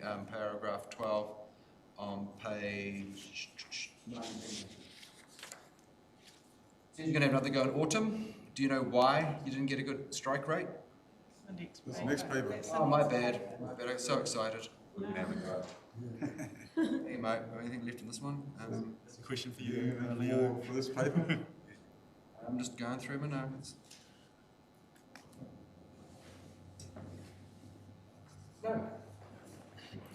We have that video then. It's not going to look pretty to start with.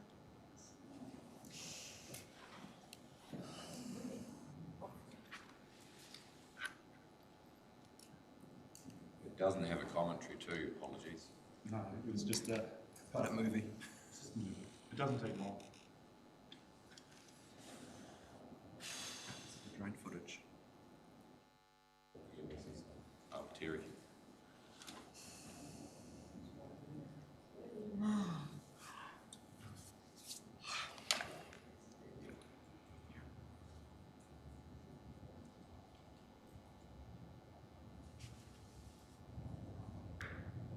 Just while we're waiting for that to load, going back to Councillor Gregory's question about the bluffs, you said that's problematic, but the bluffs are always falling down. Yes. Doesn't take a lot of rain now, and then the people at East Cape, of which there are a number of whānau, are cut off. So what is the strategy for addressing that problem at the bluffs? So what's the bluff, the second bluff, before the lighthouse? Yeah, yeah. Difficult. Yes. We'll just carry on. This one, yeah, because what's happening is we're finding is the intensity of the rainfall now is falling. Because before it used to, we say 10 to 15 mils an hour, and now it's going up to 20 to 30, which is activating the slopes. Yeah. So it was just more to show the scale of what the work's been happening, and it's just been ticking over quietly at the background. I suppose a good project is one which you don't actually hear anything about. It's just carrying on. So, and this goes for this section and, for about close to kilometre and a half. That's actually at high tide as well, so they can work at all times. Is this an alternate route? No, it's defending the loose rock there that they've placed there is defending the road. Should buy us hopefully a few decades. Stop the road slipping down as opposed to stuff slipping onto the road. This is stop the road slipping into the beach. It's to stop the beach, or reduce the impact of the sea on that. Yeah. Likely, yeah.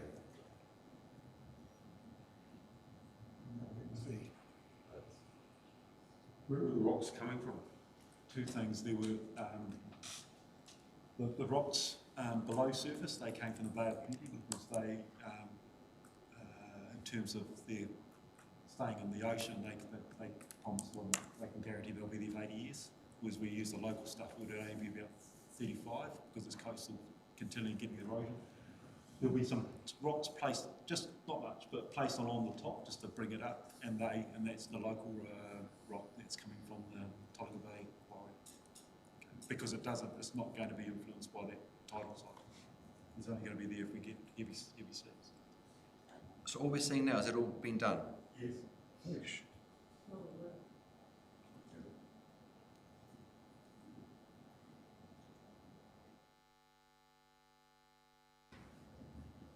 If you have the right machines, you'd be surprised what you can achieve pretty quickly. And staff. Use local contractors? Sorry? Did you use local contractors for this? That's Fulton Hogan. Fulton Hogan, but there was a large component for their social procurement that they had to have local. So Boss Blackby and the haulage companies. It's high mechanised, low people. This sort of job. There's no one on their feet. Great. We'll move on to our next page. Page 16, capital projects update. Sorry, Larry. Oh, sorry, we do. Sorry. The voting report by Councillor Gregory. I just had one question on the previous. I just questioned point 19 on the bridge rebuild. States here on point 19 that the name of the bridge will be changed because this is a new bridge. Isn't it the same road going across the same? It's going to be in a new location, so it's slightly moved. So that's why. Why would you change the name of the bridge? It's always been a St. Leger Bridge, but still going to. I thought it was just an opportunity there. We're working on wrong, and that's why there's an opportunity to change the name of the bridge. It's.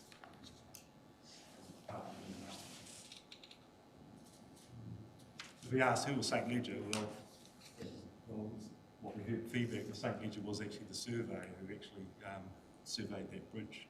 And I may be wrong with that, but I've actually asked for good clarification.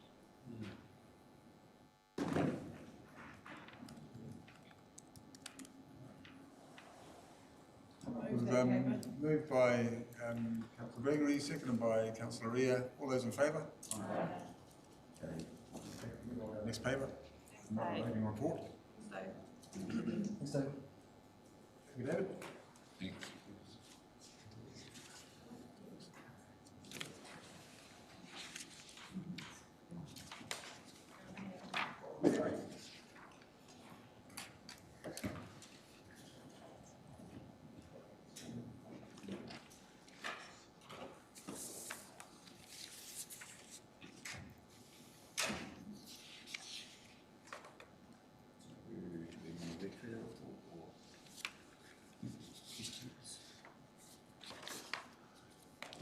Yeah, I suppose everyone has, well, hopefully everyone's read the report. It wasn't that long. And so, if there are questions? Yeah, if that's the preference, or we can go through the A little report. presentation about it all? Happy to work through the report if they like and ask questions as we go, just to talk to them. So, the report was around looking at the recovery work around the waters, across all the waters, that directly related to Gabriel impact. So essentially that was the core of this report. There were some pretty big projects. The first one up was the Lamella project, which was a response or a requirement due to the major impact Cyclone Gabriel had on the dams, especially the Williams and the Clapcott, where slips formed around the catchment area, and the silt from those set in suspension of those dams, basically rendering them not completely usable, but basically heavily reducing down what our treatment plant could cope with, like by 95%. So there was a very active process worked through by the drinking water team and the infrastructure teams at looking at what could be done to make that water usable, because we don't believe this is a one-off issue. It will be now that with the impact of Gabriel, there's a real chance that there's going to be continuous issues with the clarity of the dam water. So having something in place that makes our core, most critical water supply useful at any time of the year was a fundamental driver. So in pretty rapid fashion, that project was put into action with the team, and work on site started late last year in October, and the project was completed in January. It was actually used in late November, early December under urgency when it wasn't quite finished, but the main Lamella filtration system was in place because we had a pipeline break on the raw water pipeline, so we were using it to treat the river supply water from Skardai. And at that point, we were very happy because it worked exceptionally well at cleaning up that silted water, to the point where, maybe just as a little side note, the treatment plant went out on fault because the water coming into the filters was too clean. So it wasn't used to the how far it pulled down the clarity of their water. It's pretty amazing. The system itself is simple, which is great. There's not much to it. I mean, it's very expensive, but basically it's a big stainless steel tank with lots of vertical plates in it. The water passes up from the bottom, and the clear water comes out the top, so no moving parts. At the base of the plant there is a seed vacuum, which is basically driven by the water, that just sucks up or pulls out the settled out silt and transfers that to our sludge tanks for settling and removal. So a fantastically simple system that's worked exceptionally well and is up and running now, and has meant that we are back to full capacity at Wainaki for these critical summer months. So it's proven high value. Budget-wise, they did a pretty impressive job. The budget was 5.5 coming from NEMA and insurance funding for this. We're sitting at about 5.7, and that was due to some structural work that needed to happen for platforms for very heavy crane work to come up with these equipment in. So given the very short, rapid time frame that needs to be worked through for this project, I think we've ended up with a successful outcome, and something that will prove that our water supply is useful, is usable. The water quality can be cleaned up at any time, so it's a resilience of supply. Robson. Congratulations to your team. Great outcome, and pretty much corrected on budget, just over budget. What's the turbidity like in the lakes at the moment, and what's your projection for when it's going to? They have cleared up substantially with this beautiful weather that we're having. We finally had a summer, so heat helps a lot with settling out. So they've returned more to normal. The Williams and are still higher in turbidity than, say, the Sang, but they're not you would have seen pictures of the dams previously where they basically were brown. They're clear, they look great now, which is the thing. But however, when there is rainfall, it does reactivate those from those silts, from the slips again, and it does increase the turbidity of that water quite quickly. So we'll segue into that. I'll ask the next question before you cover it. The drone seeding didn't go so well, not a good strike rate. Do you know why? At that time of year, there was a very small window for getting that on in between all the wonderful rain events that we've had throughout 2023. And I think, given they continued after that, it's had a negative impact on it. Just enough water for them to grow, or just they washed off? Washed off. So enough for them, which then impacted on the dams again, which I think is a testament to just how difficult 2023 was. There was really no let up in the weather until kind of hit December, at which point it gets too hot, hence targeting autumn again, which is the best for us.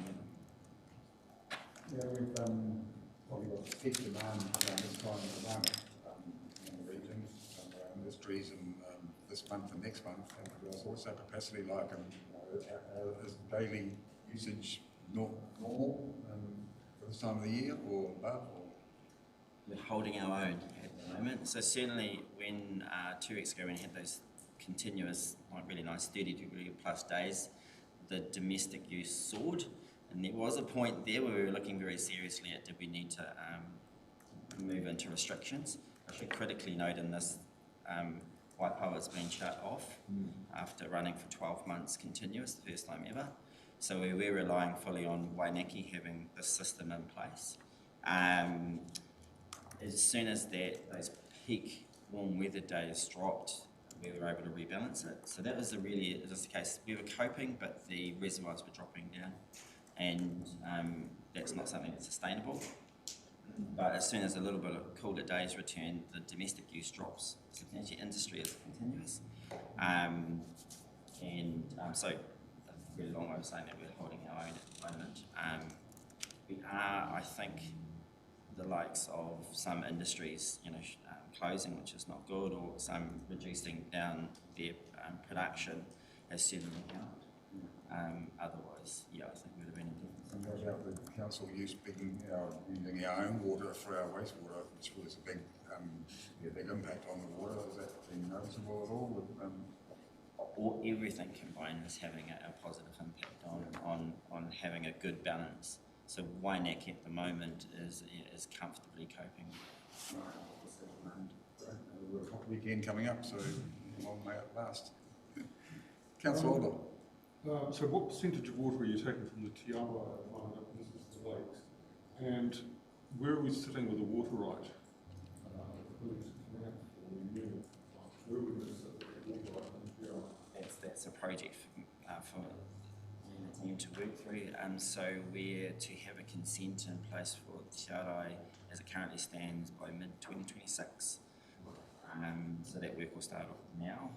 It's just we'll be seeking just around that timing. But that's a critical one for us to work through and have in place. Off the top of my head, I'm not totally sure of the split between what we're pulling from the dams and Tiarai. Mostly running at about 50-50 at the moment because the Tiarai is still running well. And obviously we always look to maintain your water storage without having a negative impact on the water.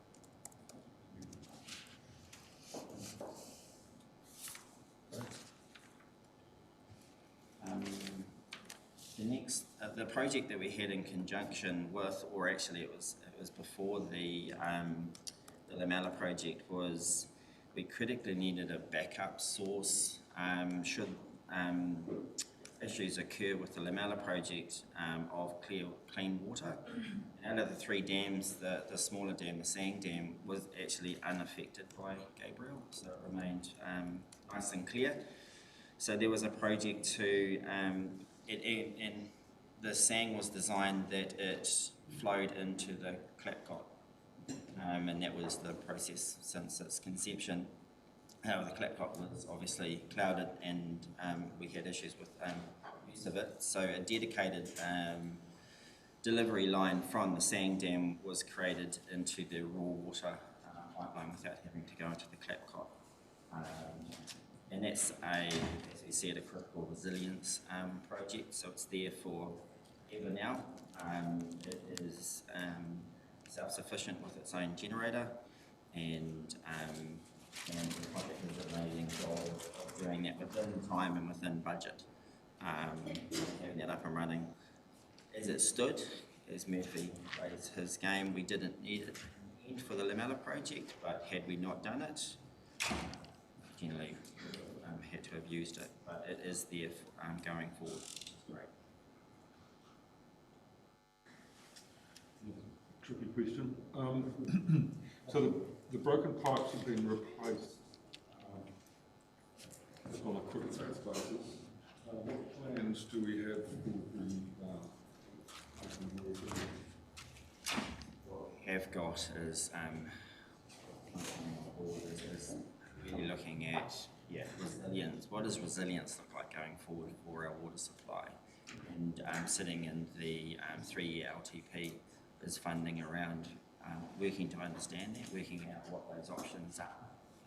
Critically, even though as we're working through the longer term options, that resilience is about preparedness for these breaks, because it's a long-term project when we're at replacing that system, fixing issues within it, is having critical spares available on site and arrangements with contractors so that we can shorten any downtime as much as possible within, wanting it like 24, 48 hours sort of a thing once, if we could place an action in place. So that's going to be task one, and then the balance is working through, how do we make our water supply more resilient?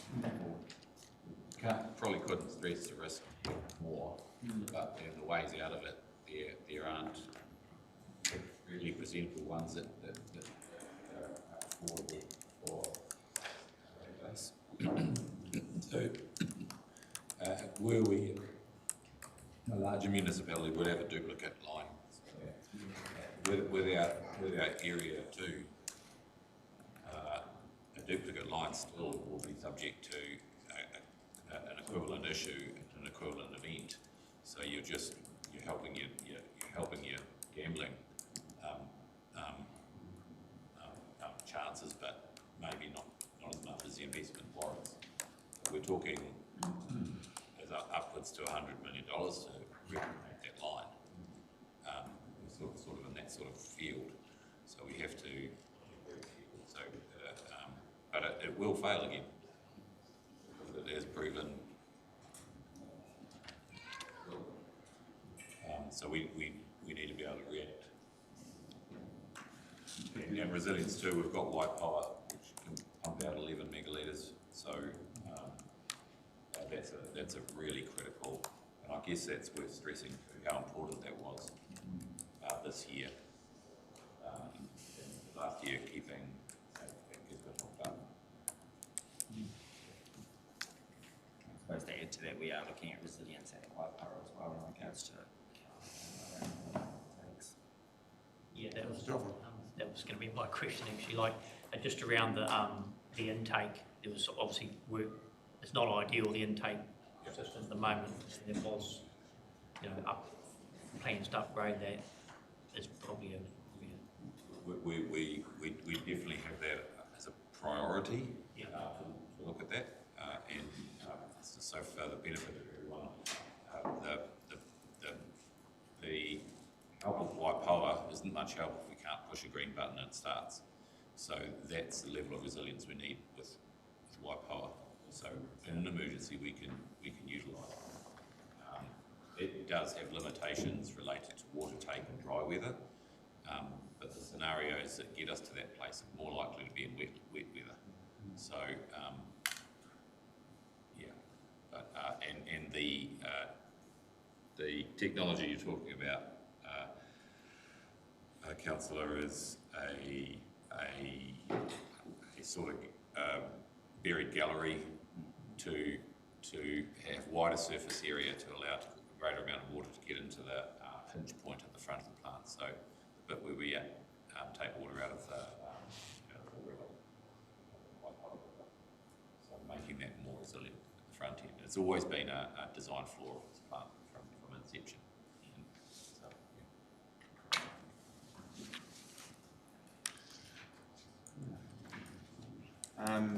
we've talked about the stabilising the slips and moving down to the woody debris. Obviously in the Te Arai it is and was a major issue in regards to the impact on our infrastructure. So that program is being worked through, and we hope they're in here very soon to start working clear out. They're actively working on that because us managing that is a fundamental of resilience of our pipeline leading into winter. So that is already in play. It's just the timing of getting them in there to get that work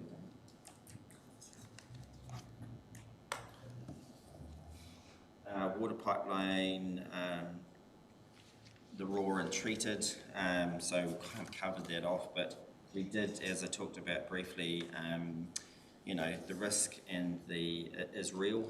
We had a break in late November which was due to Gabriel. As the slip has come down, put pressure on the pipe, and it went to several locations. We have done an emergency repair on that. As I say, the Moana approved just really before it was even fully in place, enabling us to get through that without interrupting. There is an emergency repair on that, and we are working through a long-term option on that section of pipe. So obviously as well. Is paragraph 16 meant to be early 24, not 23?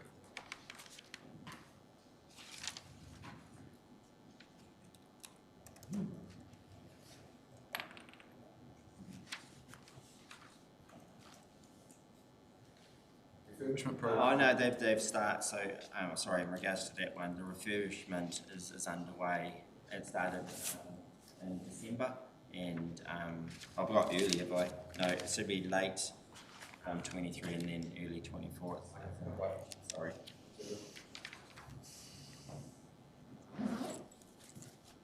And just that 18 year, we have resilience is for us. So the funding request in the 3-year LTP regards to building resilience and starting that program.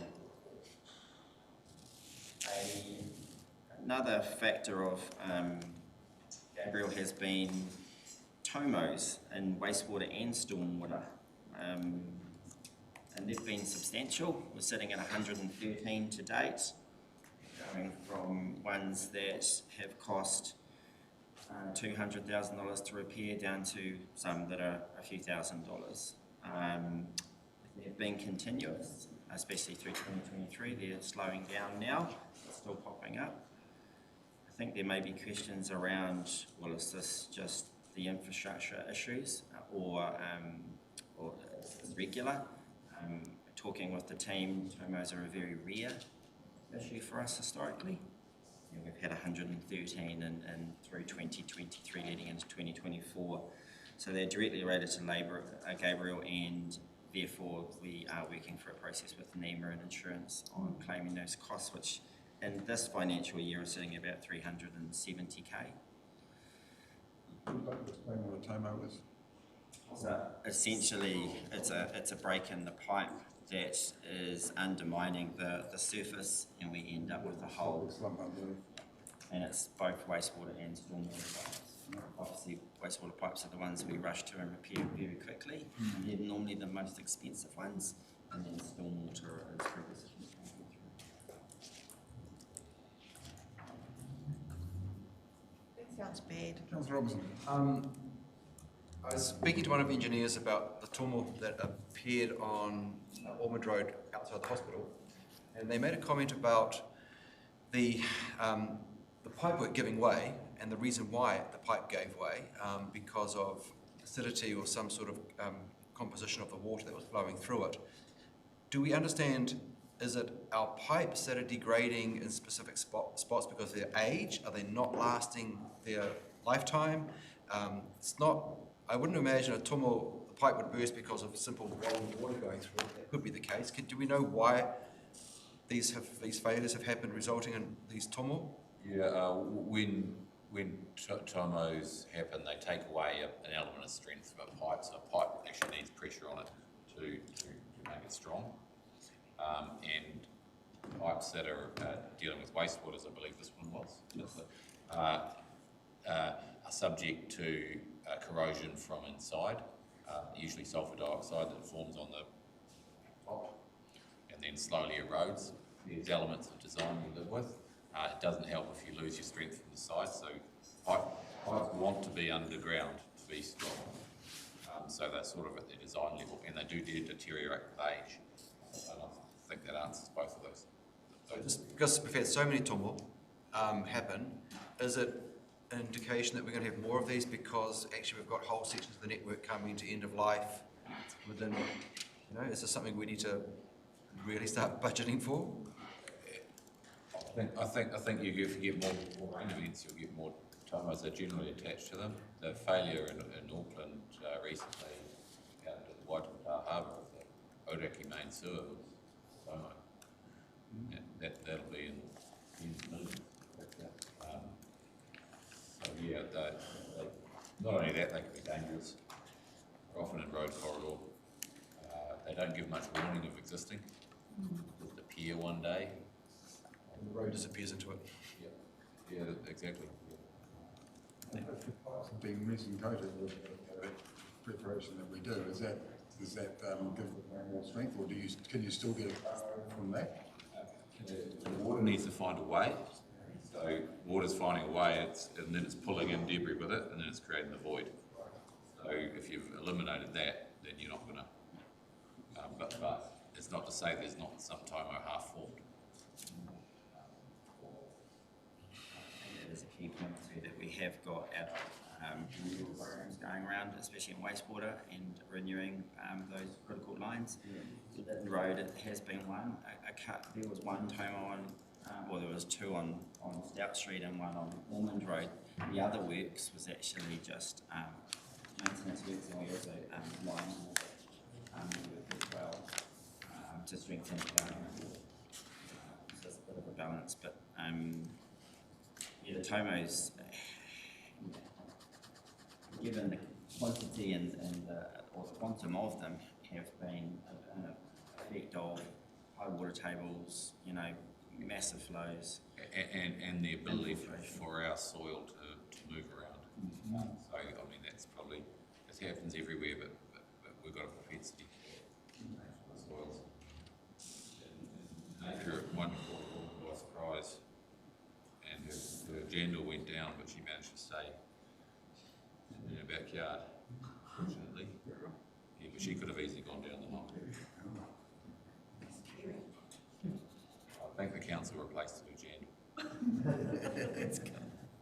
But through the chair, the Tomos would be more likely to be caused by leaks, wouldn't they? Than surface water getting down to where it is, like. Yeah, well, they're existing leak in the pipe, which is common. Over time, just water finds a way. Yeah. It will find a way. So, and then eventually, that's what's forming. And you get these big events that might be the game changer that kicks it all off.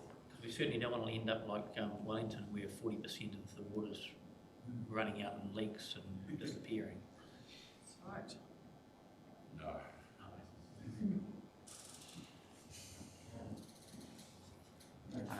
Maybe just to add for the stormwater ones, which represent 60% of our Tomos, it is definitely that it's the weakening of the ground around where the pipes join, and then that's being undermined. So that's why there's lots in successive in the street.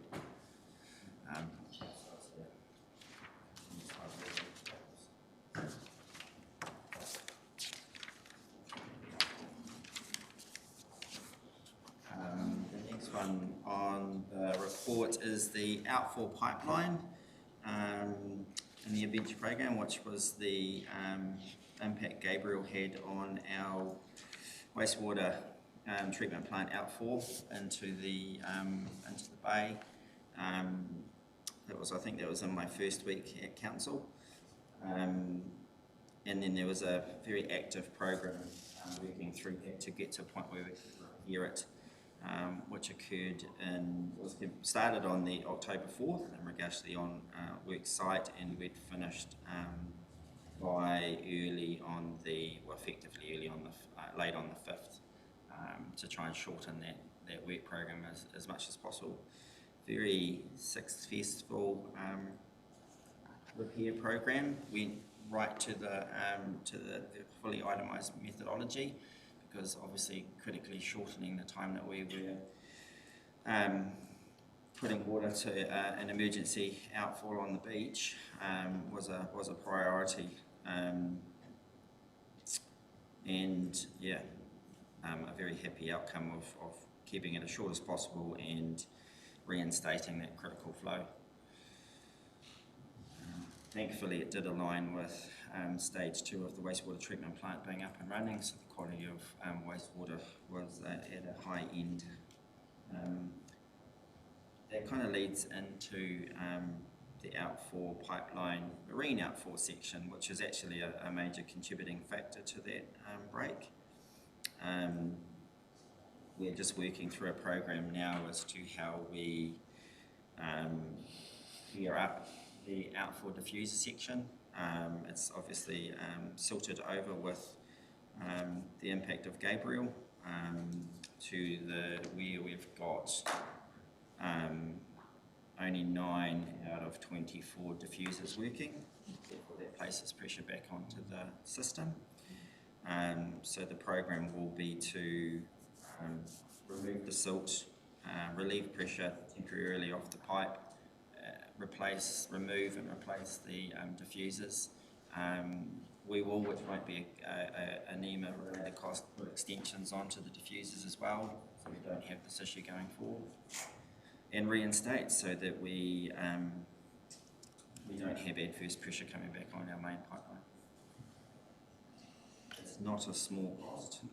Forecast is about over $800,000 for that work, but it is very dangerous work and a very specialised work program for a diving contractor, but critical. So we'll keep updated on how we progress on that. How often is the outfall pipe inspected?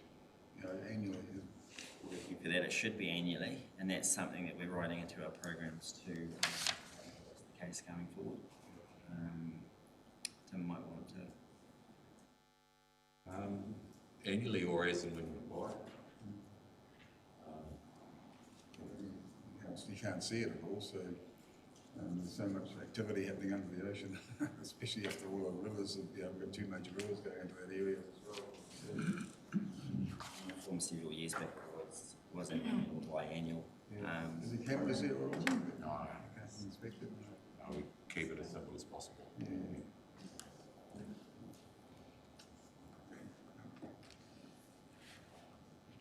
Councillor Robinson. Well done. Well done on getting that emergency repair done promptly. Paragraph 28, on page 22 or 23, you see it here under tangata whenua engagement. Engagement was undertaken for the outfall pipeline repair. I would have enjoyed reading what the response was from tangata whenua. I mean, this is a very important, culturally important issue, and it would have been nice just to have a full understanding about who was consulted and what their position was. So there was a lot of concern expressed through the community, and I would just have liked to have seen that in the report. Right, no more questions? It's a noting report. Do I have a mover? Councillor Robinson, moved by Councillor Robinson, seconded by Councillor Gregory. All those in favour? Aye.